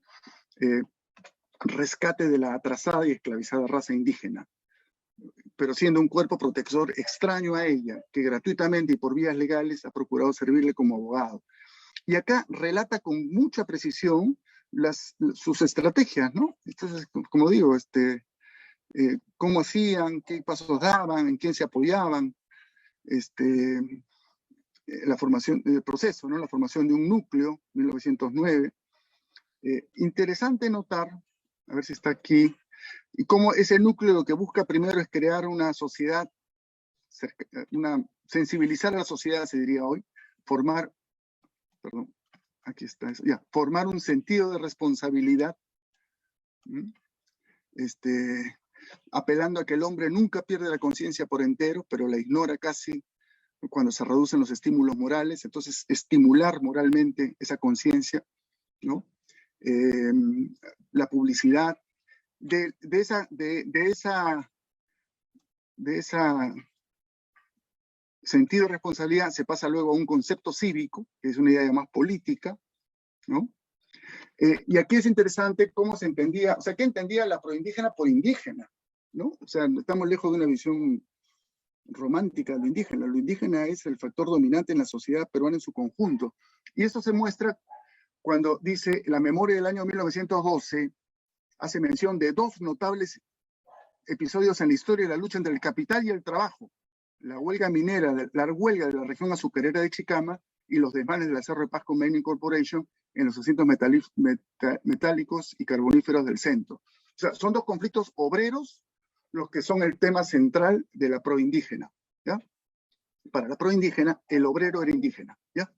Por ahí anda Rafael Tapia, supongo. Esto es un punto que él lo ha estado trabajando en relación a Habitarte, ¿no? Y que creo que acá está clarísimo, ¿no?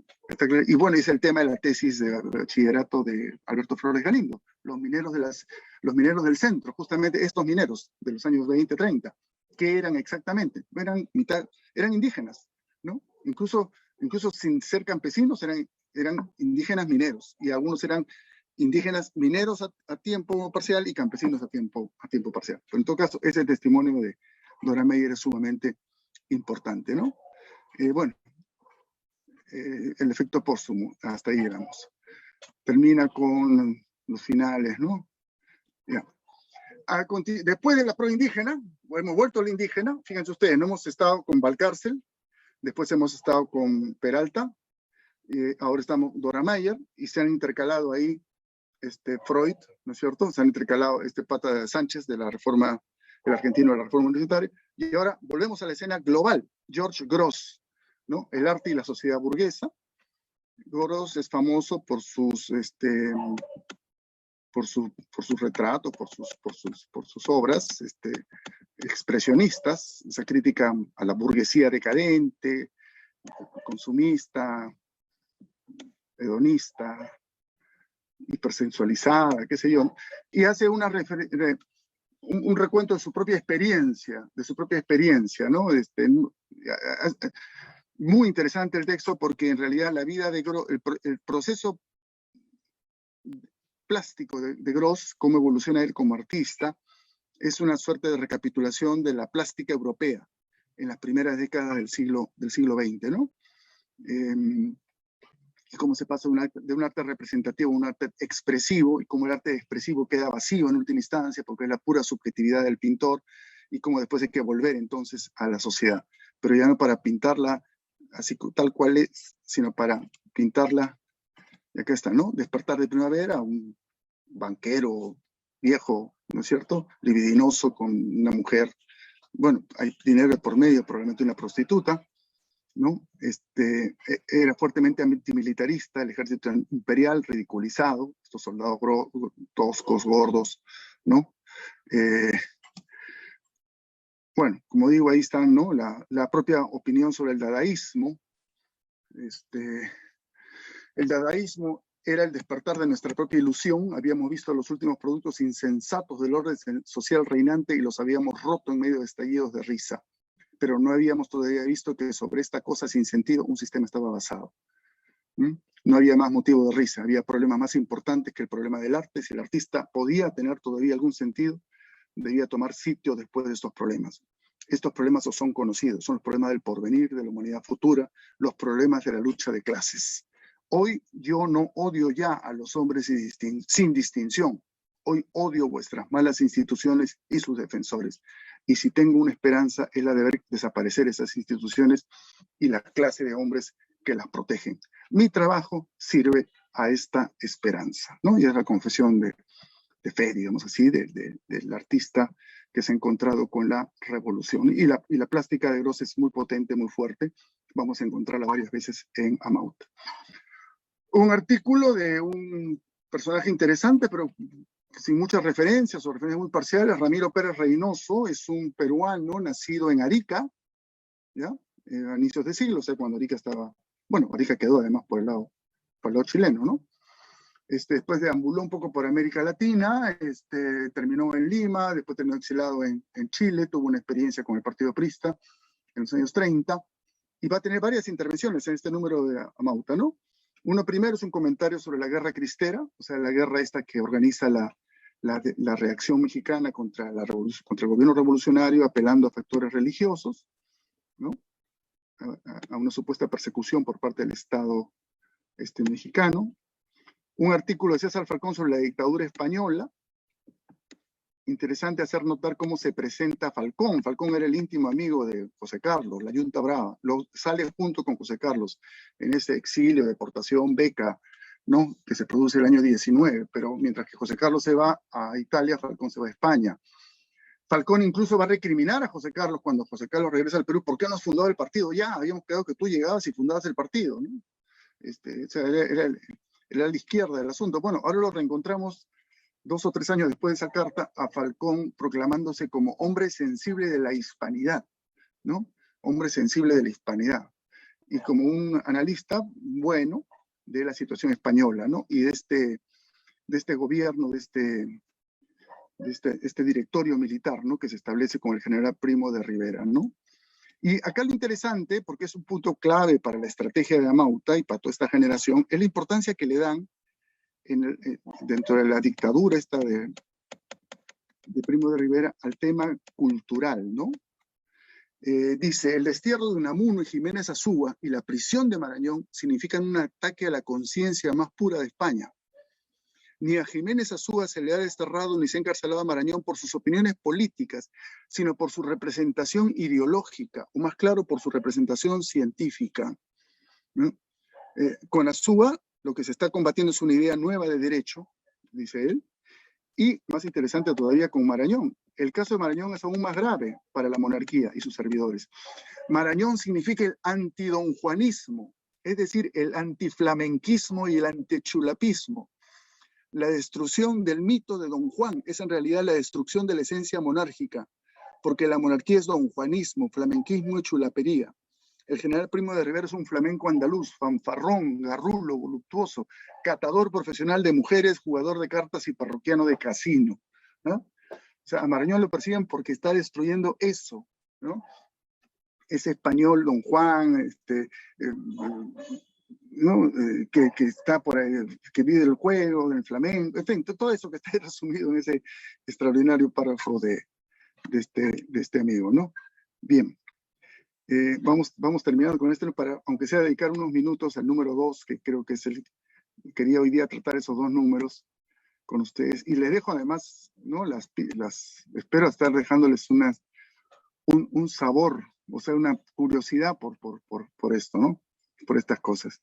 Dice, y termina ese artículo, el gran odio de la pandilla monárquica no son, aunque lo finjan los políticos, su gran odio son los intelectuales, porque los intelectuales como Marañón y Azúa son quienes revelan hoy el espíritu de la nacionalidad agobiada hace 4 siglos por la monarquía. La lucha ideológica, la importancia de la lucha ideológica. Cuando Marañón destruye el donjuanismo, destruye en realidad su aparato psicológico, la psicología elemental de Primo de Rivera. Cuando Unamuno expresa su agonía desesperada, no lanza un grito personal, sino el alarido de los pueblos hispánicos. Por eso persiguen a Unamuno, por eso persiguen a Azúa, por eso persiguen a Marañón. Muy rápidamente, muy brevemente, una referencia a la exposición Pinatea Reynoso, que es la siguiente generación de pintores indigenistas, el más talentoso de todos sin duda, lástima que muere a los 30 años, el año 30 creo. Pero en fin, está aquí claramente. Este texto también lo escribe este señor Ramiro Pérez Reynoso, solo que pone simplemente sus iniciales, Ramiro Pérez Reynoso, y un poema de Fabio Camacho, que es un compañero de Mariátegui, parece desde la época de la prensa, o no es un gran poeta, pero en fin, escribió su poesía, pero va a ser importante porque es un representante de Amauta en el norte del Perú, según me parece, ¿no? Por los testimonios que hay de él en las cartas de Mariátegui, lo presenta ante gente de Piura, entre gente de La Libertad, etcétera, ¿no? Una crítica escrita por José Carlos, me parece, aunque no figura en sus obras. A ver, Ricardo, que es acá el erudito en estas cosas, ¿no? Porque es una crítica a una iniciativa francamente guachafa, de las tantas guachaferías que se han intentado en Lima, por lo menos esta no se plasmó, era construir un monumento a los españoles caídos en la independencia. O sea, los que habían muerto peleando contra el ejército republicano, que habían muerto peleando contra la independencia, ¿no? Y comienza el texto diciendo: los peruanos caídos en la revolución de la independencia no tienen un monumento, pero los españoles van a tenerlo muy pronto. ¿Ya? En fin. Y hace una crítica a las esculturas, etcétera, ¿no? Probablemente fue escrito por el mismo José Carlos, o quizás por algunos de sus colaboradores más cercanos, no lo sé. Bueno, aquí más revistas, ¿no? Una revista de la Facultad de Farmacia y Química, ¿no? Otra revista de La Plata, pero estas dos de abajo, ¿no? Futurismo de Marinetti. Marinetti era fascista, es el que inspira en realidad, ¿no? Bueno, le anuncio a él, es el fundador del futurismo, ¿no? Bueno, su revista anuncia en Amauta. Y Der Sturm, que es el comunista de Berlín, o sea, el promotor del arte alternativo, el que hace Mariátegui iba a estar antes de venir al Perú en una muestra que hace él, Petoruti lo lleva, ¿no? Con los principales representantes de las vanguardias de izquierda, ¿no? Berlín era un hervidero de izquierda en los inicio de los años 20, Mariátegui está con él, ¿no? Es Der Sturm, la pasión de Walden, es una revista que está vinculada a la galería, ¿no? Él terminó afiliado al Partido Comunista, efectivamente. Y ahí está, este icono es el que nos muestra Carmen, es Carmen Saco, obviamente, ¿no? Entonces, esos artículos son de ella. Y la revista Amauta incluye un suplemento que se llama Libros y Revistas, pero que ya estaba saliendo desde antes. El primer ejemplar, el primer número de Libros y Revistas, que es un producto de la editorial Minerva. El primer número apareció en febrero del año 26, el segundo número aparece en marzo y abril del año 26, y el tercero va a aparecer en septiembre, que es algo que hacían varias librerías y editoriales, que era editar cada cierto, bueno, siguen haciendo. El Fondo de Cultura Económica tiene una revista en la que presenta sus publicaciones, ¿no? En el caso de las librerías, bueno, Minerva no es solo una librería, una editorial hace lo mismo. Un boletín para presentar sus publicaciones o publicaciones de otros que está distribuyendo o vendiendo en el país. Pues bibliografía, crítica, noticias literarias, científicas y artísticas. Muy rápidamente lo reviso. Una entrevista a Manuel Bengolea, un cuentista peruano. Un cuento tremendo, realmente tremendo, de Magda Portal, de un libro que se llama El Derecho de Matar. Tremendo. No, léanlo. Un texto contrapuesto al de Magda. El de Magda es tremendo, el otro es más, no sé, de una mujer limeña que escribía como Sorfolí, ¿verdad? Al costado un anuncio de la librería Rosé, que era una librería muy importante en Lima, que incluso creo que editó cosas. El prólogo de Antenor Orrego al libro de La Nave Dorada. Hemos visto por ahí un poema de la Nave Dorada, un poema de Alcides Espelucín. Este es el libro. Comentarios muy interesantes, muy profundos de Antenor Orrego sobre la importancia de la forma, el papel de la forma en la poesía de Espelucín. El texto famoso, que no creo que necesite mayor comentario, de Mariátegui sobre la agonía del cristianismo, de Miguel de Unamuno, publicado en francés, porque Unamuno estaba deportado, estaba en Francia, ¿no? En el cual se reivindica esta idea de agonía como lucha.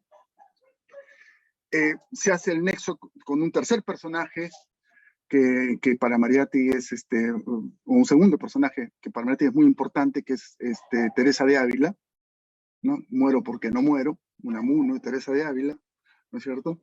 Y Eluard, un poeta francés, ¿no? O sea, realmente la capacidad de este hombre de vincular, y no forzadamente, ¿no? Era impresionante.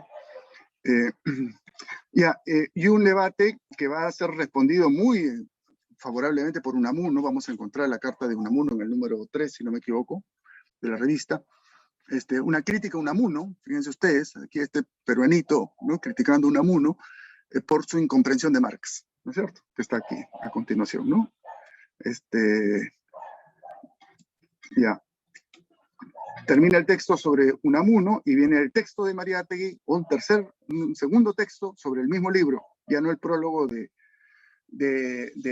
Orrego, sino el comentario de Mariátegui a Espelucín, al libro, que tiene un párrafo que no me puedo dejar de mencionar, un par de párrafos que no me puedo dejar de mencionar, ¿no? Porque él conoció a Espelucín en los años 10, en 15, 16, 17, a través de Valdelomar,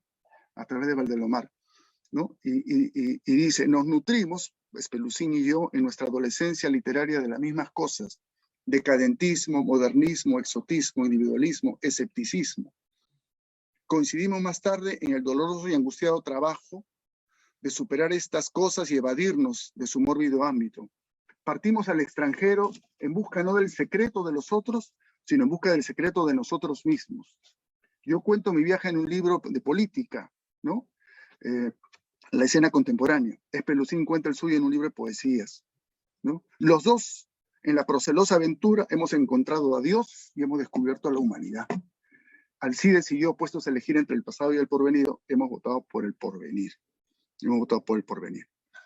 Bien, ya, entonces sobre eso y el libro de Iberico, publicado por ellos, editorial Minerva, el nuevo absoluto. Más, vamos a encontrar un artículo sobre los absolutos de Iberico más adelante, el número 2 o 3. El libro de Peralta Ande, del cual sale el problema que se ha presentado en las páginas centrales. Propaganda de otras librerías. El libro de Honorio Delgado sobre Sigmund Freud, fíjense ustedes, reconocido como uno de los mejores libros sobre Freud, por el propio Freud. En fin, ya, no estaré en detalles acá. Y una propaganda especial sobre Amauta, invitando a suscribirse ya no solo a la revista, bueno, hay que suscribirse a la revista por 4 soles, todavía aquí no lo dicen, más adelante va a aparecer el ejemplar, la edición más de lujo, digamos, ¿no? Propaganda sobre el nuevo absoluto, un solo 80, ¿no? Y avisos. La compañía de Seguros Italia, ¿ya? La Sociedad de Beneficencia del Callao,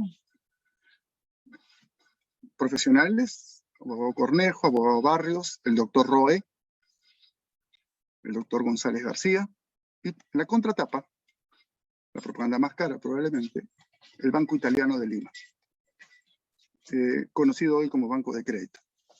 ¿Ya? Bueno, esa es la número 1 de la revista Amauta. Antes de, a ver, acá el Ricardo Portocarrero está recogiendo, creo,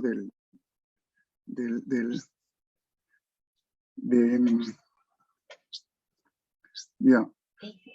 Sí, varios comentarios. Felipe Olivera de Brasil nos pregunta la relación entre los artículos de la revista y los poemas. Hay conexiones, sin duda. La mínima es contraste. En muchos casos hay contraste. Puse el ejemplo de Eguren con Shevchensky, ¿no? En la misma columna, después terminando otro artículo. Vamos a ver en otro ejemplar otro contraste mucho más rico todavía, que está Eguren, allá de la Torre, y no me acuerdo qué es el tercero, ¿no? Alguien me dice raza, pueblo, sí, pero pueblo andino, en todo caso, ¿no? O sea, creo que la idea de raza de Valcárcel bien podría ser adscrita a esto que hoy se entiende como mundo andino, ¿no? Que es el conjunto de características de una sociedad que, por vivir en determinada geografía, desarrolla determinadas prácticas productivas, prácticas culturales, identidades y creencias. Y este bagaje trasciende incluso las configuraciones culturales específicas, trasciende los estados, trasciende los regímenes, se expresa en la lengua, pero incluso puede traducirse a otras lenguas, ¿no? Me parece buena esta idea que nos plantea Elisa Merino, ¿no?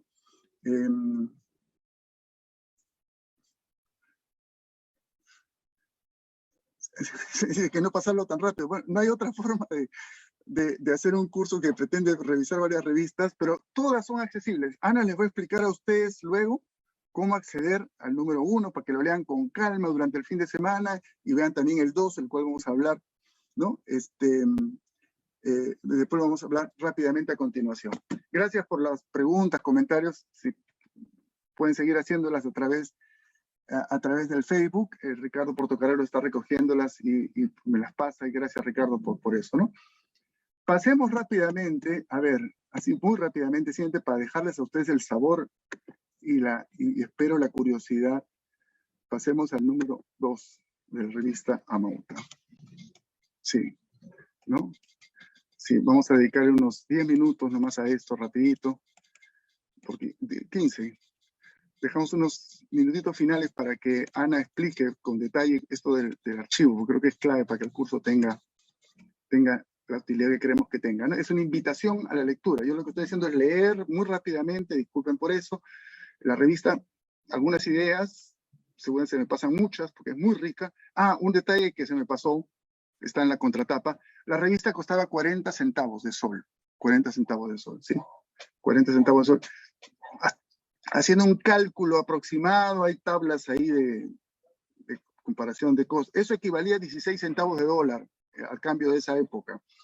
Y en el dólar de esa época con el de hoy, según una tabla que tienen los gringos, tiene un valor 17 veces mayor, ¿ya? O sea, esos 16 centavos hay que multiplicarlos por 17, ¿no? O esos 40 centavos por 17. Entonces, grosso modo serían 7, 8 soles.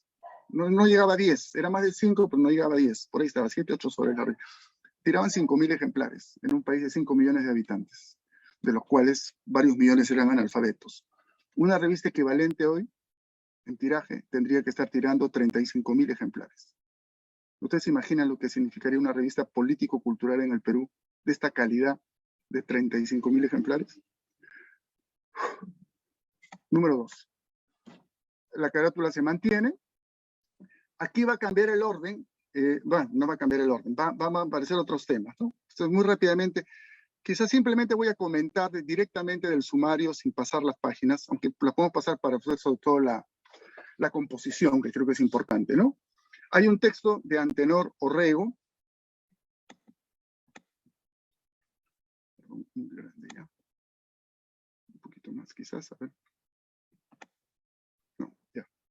Hay un texto de Antenor Orrego, El canto del hombre, que es un texto cuasi poético, de contenido más bien ético, diría yo, ¿no? De contenido ético. A continuación, un texto de Bernard Shaw, gran dramaturgo, había ganado el premio Nobel de Literatura el año anterior, era miembro del Partido Laborista, y a raíz de su 70 aniversario le hacen un homenaje, el Partido Laborista, que es censurado por el gobierno británico. Los laboristas habían sido gobierno ahora se me dio el nombre, lo perdieron el gobierno. Mejor vamos al texto, porque hay cosas ahí que son tan actuales que, ya, bueno, primero los avisitos, ¿no? El nuevo absoluto, compre usted, compre zapatos de ida al show, del Luis Elías, Banco Alemán Transatlántico. Miren quién aparece por acá. En las aristocráticas avenidas, en los malos caminos, los productos Ford Motor Company de máxima eficiencia. Lincoln. Creo que de este modelo era el auto de Mariátegui, ¿no? Me parece. Estoy seguro. Ya, pero con la foto es parecido. Y este pues es el más baratito, ¿no? El Forte seguramente, ¿no? Bajo costo. Los distribuía un tal hace Shamway y compañía. Boyzueta, un estudio fotográfico que existió hasta mediados del siglo XX, un poquito más, Banco Internacional del Perú. Lea usted la escena contemporánea, un solo 80. Amauta, o sea, Minerva y Amauta quedaban en la calle Sagástegui. Ustedes saben que en Lima cada calle tiene un nombre, ¿no? Tenía un nombre. Sagástegui 600 es la cuadra 6 de la avenida Bancay. El problema es que en esa época no había avenida Bancay, era una callecita como cualquier otra. Esa acera de la Sagástegui es parte de lo que fue destruido para ampliar la avenida Bancay, ¿no? O sea, ya no existe el lugar, es pista. Lo que antes era el local de ellos ahora es pista, ¿no? Ya, el canto del hombre es esta, ¿no? Vida, conocimiento, dolor, belleza, amor, religión. Entonces, este es el discurso. Ramsay MacDonald fue primer ministro británico, el primer ministro británico laborista, el año 24. ¿Ya? Hacen este banquete, a show, sus 70 años, lo iban a transmitir por radio y el gobierno lo prohibió, ¿no? Y a raíz de eso, Shaw, pues, que era un socialista fabiano, o sea, no era un bolchevique, pero es tremendamente crítico de la democracia liberal, la democracia burguesa, ¿no? Se burla de eso, ¿no? Trotsky, Churchill, sí. Recordemos que el señor Trotsky nos ha dicho con gran énfasis: vosotros habláis de vuestras instituciones parlamentarias y de vuestra libertad de expresión, pero en el instante que vais a hacer uso de cualquiera de ellas de una manera seria, os encontraréis con que los dueños de la propiedad hacen caso omiso de esas instituciones, disolviéndolas. Cualquier parecido con la realidad actual es mera coincidencia. Este es otro, ¿no? Mera coincidencia. Van a haber elecciones, tarde o temprano tiene que haber elecciones en Inglaterra. Dice, a ver, ¿qué va a pasar en las próximas elecciones? Estaremos nosotros, los laboristas, un puñado de hombres cansados de viajar y hablar en público. Estaremos recorriendo el país, yendo a sofocantes meetings que probablemente variarán en número, 60 o 70, hasta quién sabe 3 o 4 mil personas. Esos son autores que nos apoyan, pero las personas que nosotros queremos ganar y que nos conviene nunca van a estar en esas reuniones públicas. ¿Ya? En cambio, ¿qué estarán haciendo los miembros del gobierno? Es decir, la derecha. ¿Qué estará haciendo la derecha en la campaña electoral, ¿no? Estarán sentados en sus sillones, delante de un reconfortante micrófono, hablando a audiencias de millones, contándoles sus historias sobre las cartas rusas y el dinero ruso. MacDonald perdió la elección porque apareció 3 días antes del día de las elecciones en un diario una supuesta carta de Zinoviev, el jefe de la Internacional Comunista, llamando a los comunistas a votar por los laboristas porque con los laboristas iba a ser la revolución bolchevique en Inglaterra. ¿Ya? Cosa que es una absoluta falsedad, pero eso fue lo que parece ser incidió significativamente en el voto, ¿no? Entonces, historia sobre las cartas rusas y el dinero ruso. Verán su versión de la clase de personas que somos nosotros, que deseamos destruir la sociedad, atacar a la iglesia y hacer toda clase de atrocidades, terminando posiblemente con la nacionalización de las mujeres. Dirigiéndose a estos auditorios de mentalidad sencilla, les convencerán para que voten en contra nuestra. ¿Ya? No se necesitan mayores comentarios, creo, ¿no? Eso era Inglaterra, 1926, perdón. Las elecciones británicas. Bueno, hace un comentario sobre la situación en Inglaterra, muy interesante el texto, muy bien escrito, pues, lleno de ironía. Shaw es un escritor lleno de un humor muy británico, además, ¿no? Bueno, propaganda de medios. Otro texto de Valcárcel. Este texto, lo menciono simplemente en una frase, es bien lírico, bien bucólico, los ayllus, ¿no? O sea, después de hablar de estas razas sojuzgada, oprimida, que está comenzando a cambiar y a tener conciencia, nos describe el ayllu como casi un paraíso terrenal, ¿no? Es otra forma de acercarse a lo andino, es otro indigenismo, otra forma, otro matiz del indigenismo, ¿no es cierto? El indigenismo más romántico, si quieren ustedes, ¿no? Aylus que respiran alegría, el paisaje, égloga sin fin, una mujer que posee, bueno, la definición de la mujer es muy mala, muy discriminante, la de Valcárcel, ¿no? Pero es la mujer andina, es trabajadora, se adapta a todo, acepta a los maridos horribles que tienen, etcétera, ¿no? Ya.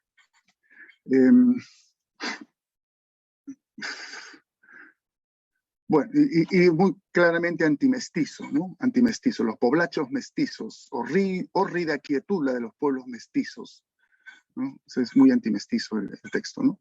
Es otra versión. Hay una marcha Unamuno de Parra del Riego. Parra del Riego es un poeta peruano, barranquino, que muere en Uruguay, un poeta modernista, futurista, ¿no? Tiene cosas muy bellas. Esta es una marcha Unamuno que a Unamuno le gustó mucho y por eso también escribió la carta de agradecimiento a Mauta, ¿no? Él muere en Uruguay, pero llega al Perú su viuda, que era muy joven, con un hijo, si no me equivoco, ¿no? Blanca Luz, que va a ser un personaje en Amauta, ¿no? Y en la sociedad limeña en esos años. Un texto sobre música incaica de Uriel García, otro indigenista cusqueño, que va a tener un matiz claro de diferencia con Valcárcel. Este es el autor de El Nuevo Indio, no entro en mayores detalles ahora. Un texto de Víctor Raúl Ayala Torres sobre este gran intelectual francés, que era un poco uno de los íconos de las izquierdas, Romain Rolland, y la América Latina, que habla más de América Latina y de sí mismo, no de sí mismo, soy exagerado también, ¿no? Habla más de América Latina que de Rolland, ¿no? Pero es un buen texto de Víctor Raúl, escribía bien Víctor Raúl. Acá, esta página, ¿no? Esta página. Tienes, en la misma página, otra vez, tienes el final del texto de Víctor Raúl, el poema de Guren, que es casi una sección de la revista, el poema de Guren, que en este caso se llama Preludio, y un texto medio poético de otro poeta vanguardista, más bien, no, a diferencia de Guren, que no es un vanguardista, obviamente, La llegada a Cuba, de Xavier Abril, ¿no? Entonces tienes Ayala Torre, Eguren, Abril y el dibujito, ¿no es cierto? Entonces, eso, ¿no? O sea, hay un mensaje claro, no necesariamente, ¿no? Pero hay una intencionalidad así de contrastar, de hacer que, una expresión que usó creo, Buntix en una de las exposiciones que se hizo sobre Amauta, en la cual participó Ricardo, si no me equivoco también, ¿no? Friccionar, ¿no? Hay una estrategia de friccionar los textos, ¿no? O sea, no hay secciones en Amauta, como habrán visto, ¿no es cierto? No interesa hacer, no hay poesía, relato, ensayo, no.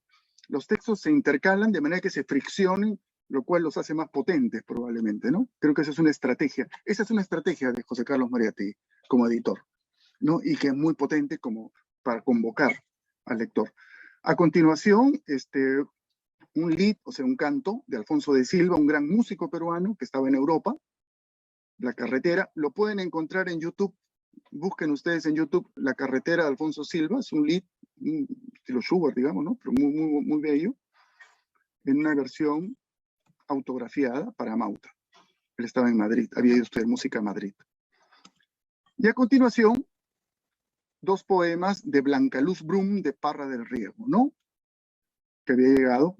Este Vallejo del dibujo no es de César, alguien creo que por ahí cometió el error de decir que era. Es un Vallejo, un diseñador, un artista que trabajaba en Lima, en un periódico, y colaboraba con Amauta y con Mariátegui, ¿no? Bueno, están los poemas ahí, los pueden ver ustedes, leer, ¿no? Y Blanca Luz es un personaje que merece la pena ser conocido, ¿no? Y en los años 20 en Lima alborotó Lima, era una mujer muy bella, tenía toda la aureola de ser la viuda joven de un gran poeta peruano. Le tenía una devoción a José Carlos extraordinaria. Cuando José Carlos estuvo alguna vez detenido, ya se disfrazó no sé de qué para meterse al hospital y saludarlo y llevarle cosas. Después la deportaron. Y estuvo casada un tiempo con César Miró, ¿no? El autor de este famoso vals, Todo vuelve. Un texto muy bueno, en los textos de Blanca Luz, acompañados por un dibujo de Matisse. Efectivamente, Mariátegui había visto cosas de Matisse en la Bienal de Venecia, en el pabellón Francia. Hubo una selección, según cuentan los biógrafos, hubo una selección que incluía a Matisse, según parece. Y después un texto muy interesante, largo, pero muy interesante, de ingenieros, que es la sección final de uno de sus libros, de su último libro. Está aquí señala Las fuerzas morales. Es muy valioso. Si uno lo lee con calma, vas a encontrar cosas muy actuales, ¿no? En el cual él va a vincular 3 dimensiones de la sociabilidad, digamos así, ¿no? El terruño, o sea, la tierra, el terruño, lo local, ¿no? El barrio, el valle, la barriada, ¿no? La patria, en 2 dimensiones, patria-nación, patria-estado. La nación es la patria de la vida civil, dice más abajo, y la humanidad, ¿no? Y todo esto él lo resume: la humanidad es la patria del ideal. Y por aquí está. Bueno, en algún lugar hace una síntesis de las 3 dimensiones, ¿no? pero sobre todo él apuesta sobre todo a esta patria del ideal, ¿no? La patria de la humanidad. Tiene un aire kantiano todo esto, ¿no? La paz perpetua, ese tipo de cosas. Y hoy día se podría equiparar con reflexiones de gente como Habermas, ¿no? Sobre el patriotismo constitucional, las cosas que se han escrito, aun cuando la experiencia no ha sido tan exitosa sobre la Unión Europea, etcétera, ¿no? Entonces, eso está acá. Y claro, el eje de todo este discurso de ingenieros es el tema del patriotismo continental, ¿no? Y el tema de la unidad latinoamericana, ¿no? Que era una de las banderas de el APRA en su fundación. Poemas de Magda Portal, ¿no? Sobre la mujer, muy fuertes, usando un poco la figura de la dolorosa, la Virgen Dolorosa, ¿no? Madres recién son ciertos los puñales de María, pequeña muerte dolorosa, raramente clavada en el fondo del paisaje, ¿no? Y parafraseando la oración esta católica, ¿no? Llena de gracia es madre, llena de lágrimas, ¿no? Poema vanguardista también, ¿no? En el sentido que no narra nada, no es una narración, ¿no? Entonces, mucha gente dice, ¿y esto qué quiere decir? No es que no quiere decir, no quiere narrar algo, quiere provocarte, transmitirte pedazos de sensaciones, impresiones, para que tú armes sobre esa base tu propio relato, si quieres, ¿no? Provoca un relato. En las páginas centrales, a partir del número 2, son páginas en papel lustre, digamos, papel más fino, que se va a dedicar sobre todo a fotografía y obras de arte. En este caso, al pintor argentino Emilio Petoruti, con el cual Mariátegui tuvo una profunda amistad en Italia y en Alemania, y que lo introdujo a Mariátegui al arte contemporáneo, y que ya había regresado a España, a Argentina, y que hizo una muestra, y esta muestra, acá están varios de los cuadros de la muestra, es comentada, y el comentario se publica acá por Samín Bernabé, creo que es Samín Cano, que es un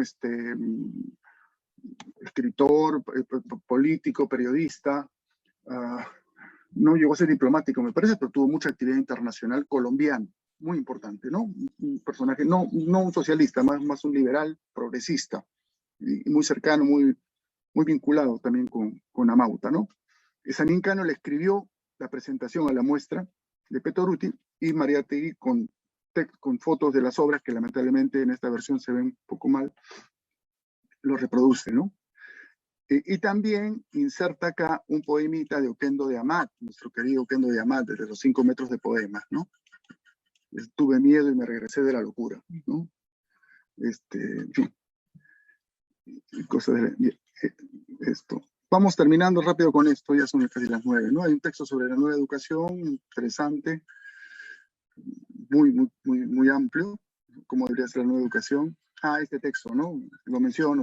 ¿Por qué nos gustan los ojos? De Honorio Delgado. Es un texto traducido del alemán, porque Honorio no sé si lo escribió en alemán, se publicó en alemán en todo caso.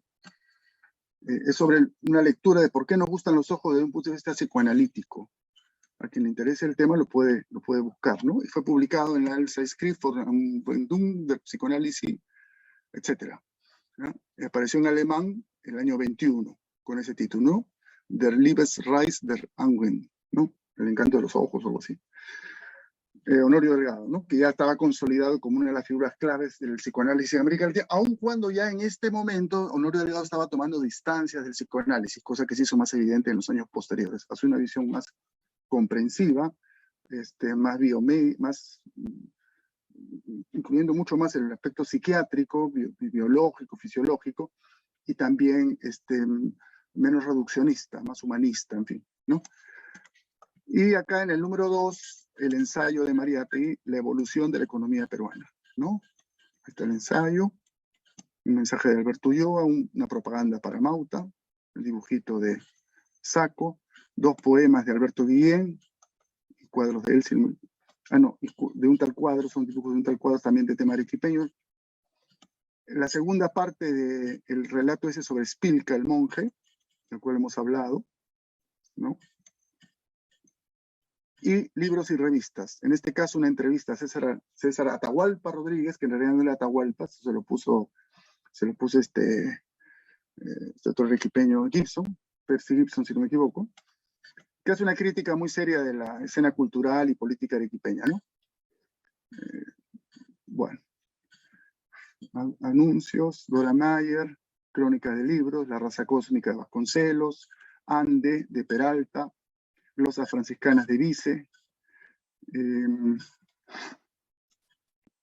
y un libro de H.G. Wells, Crónica de Revistas, las revistas con las que canjea.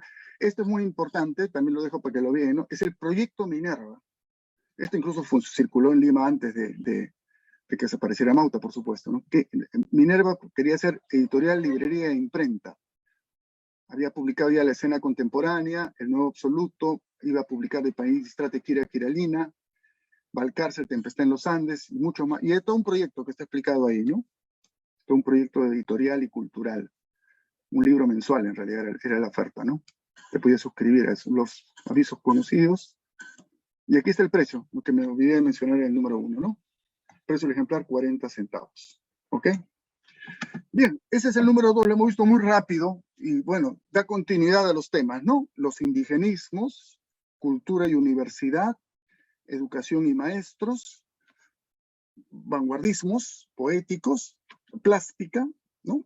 Gors primero, Petoruti después, música, ingresa ahora la música, el artículo de ¿cómo se llama? De Uriel García sobre la música incaica y el Lied de Silva, reproducido con su partitura ahí en la revista, y lo internacional, ¿no es cierto? Lo internacional. Todo eso por 40 centavos. Bueno, hasta ahí entonces, no sé si hay alguna pregunta, voy a ver rapidito qué dice amigo Portocarrero. Sí, hay un amigo de Guatemala, mucho gusto, Jaime Chicas, qué gusto que nos acompañes. Bueno, hay autores que, bueno, ese es un buen punto. Sí, autores consagrados, sí, no, porque, mira, son autores que hoy día son consagrados. Valcárcel, claro, porque Valcárcel era un profesor universitario de 40 años del Cusco, ¿no es cierto? Estos profesores de la Universidad de La Plata no eran ingenieros, bueno, ingenieros sí, no, consagrado. Dora Mayer era una activista, la de loca en muchos lugares en Lima, lamentablemente, ¿no?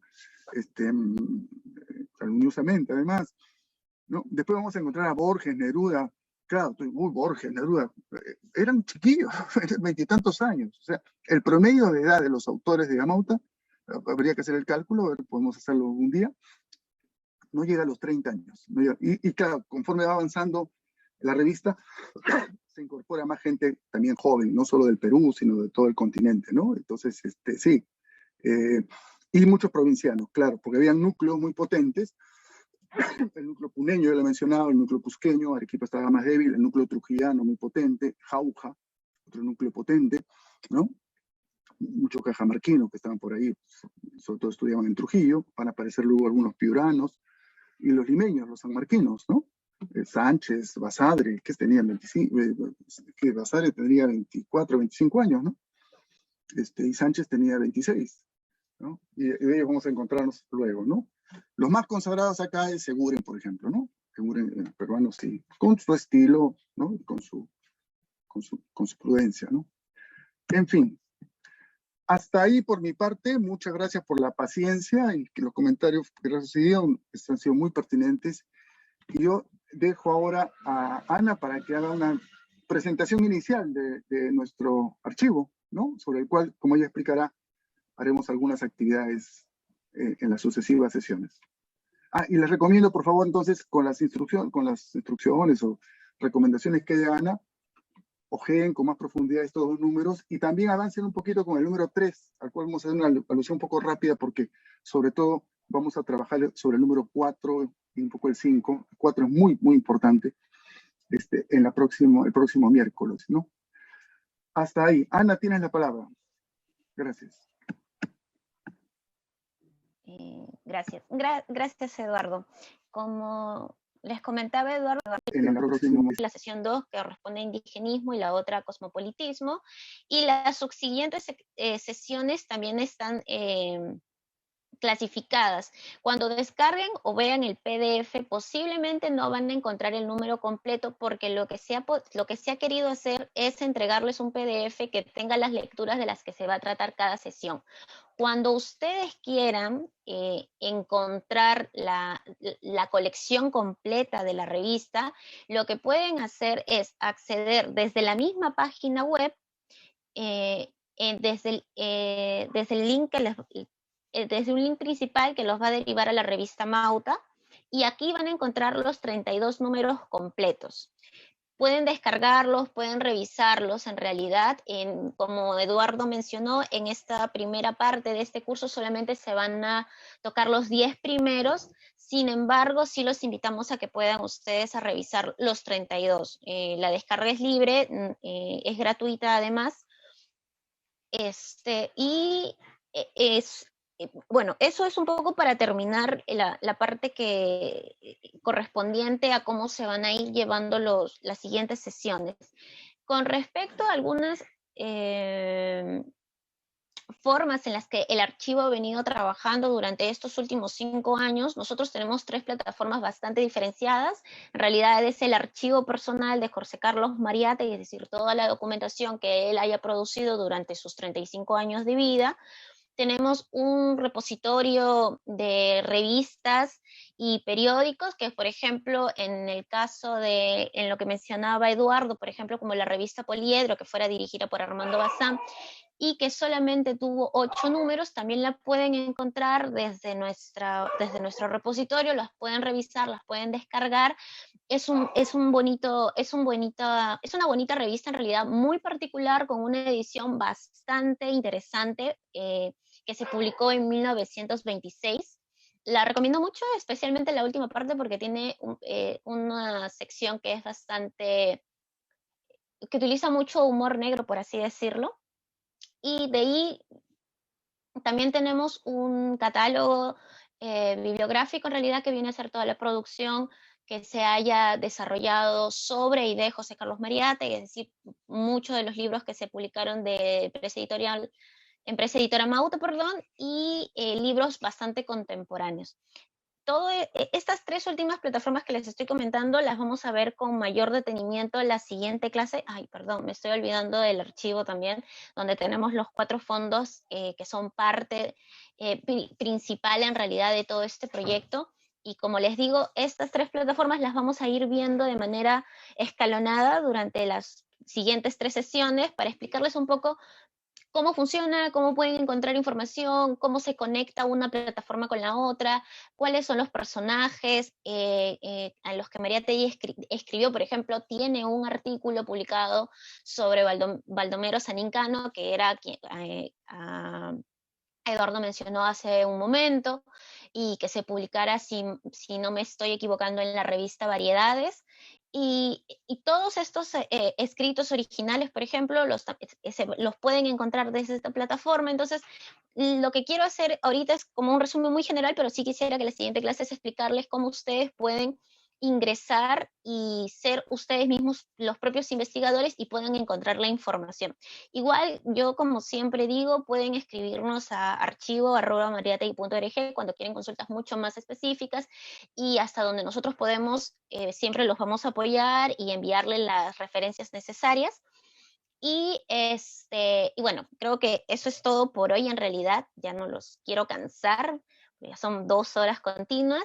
Sin embargo, como les digo, pueden entrar a la web, que es www.mariategui.org, y ahí van a encontrar absolutamente casi toda la información que necesiten, y nos pueden igual escribir en las redes, y si no, en el correo que les acabo de mencionar, que es archivo@mariategui.org.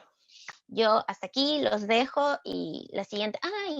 una cosita más chiquitita es que también vamos a ver el trabajo que hicimos sobre visualizaciones de datos a partir del trabajo de la revista Mauta y de la correspondencia de José Carlos Mariátegui. Es un trabajo bastante interesante, muy, muy didáctico en realidad, que puede servir para algunos investigadores que de repente quieran conocer un poco más a profundidad los datos de la revista, y también cómo confluyó la correspondencia de José Carlos tanto a nivel nacional como internacional. Entonces, eso también lo vamos a ver. Así que ahora sí los dejo. Muchísimas gracias por acompañarnos. Los vemos el siguiente miércoles. No sé si Eduardo se quiere despedir o quizás Ernesto como cierre del museo. Por mi parte, muchas gracias a todas y todos y muy buenas noches. Sí, a ver, si me permiten, sí, gracias, más bien, gracias Eduardo, gracias Ana, Ricardo, Karina, gracias, el curso ha estado, la primera clase ha estado excelente, gracias, gracias.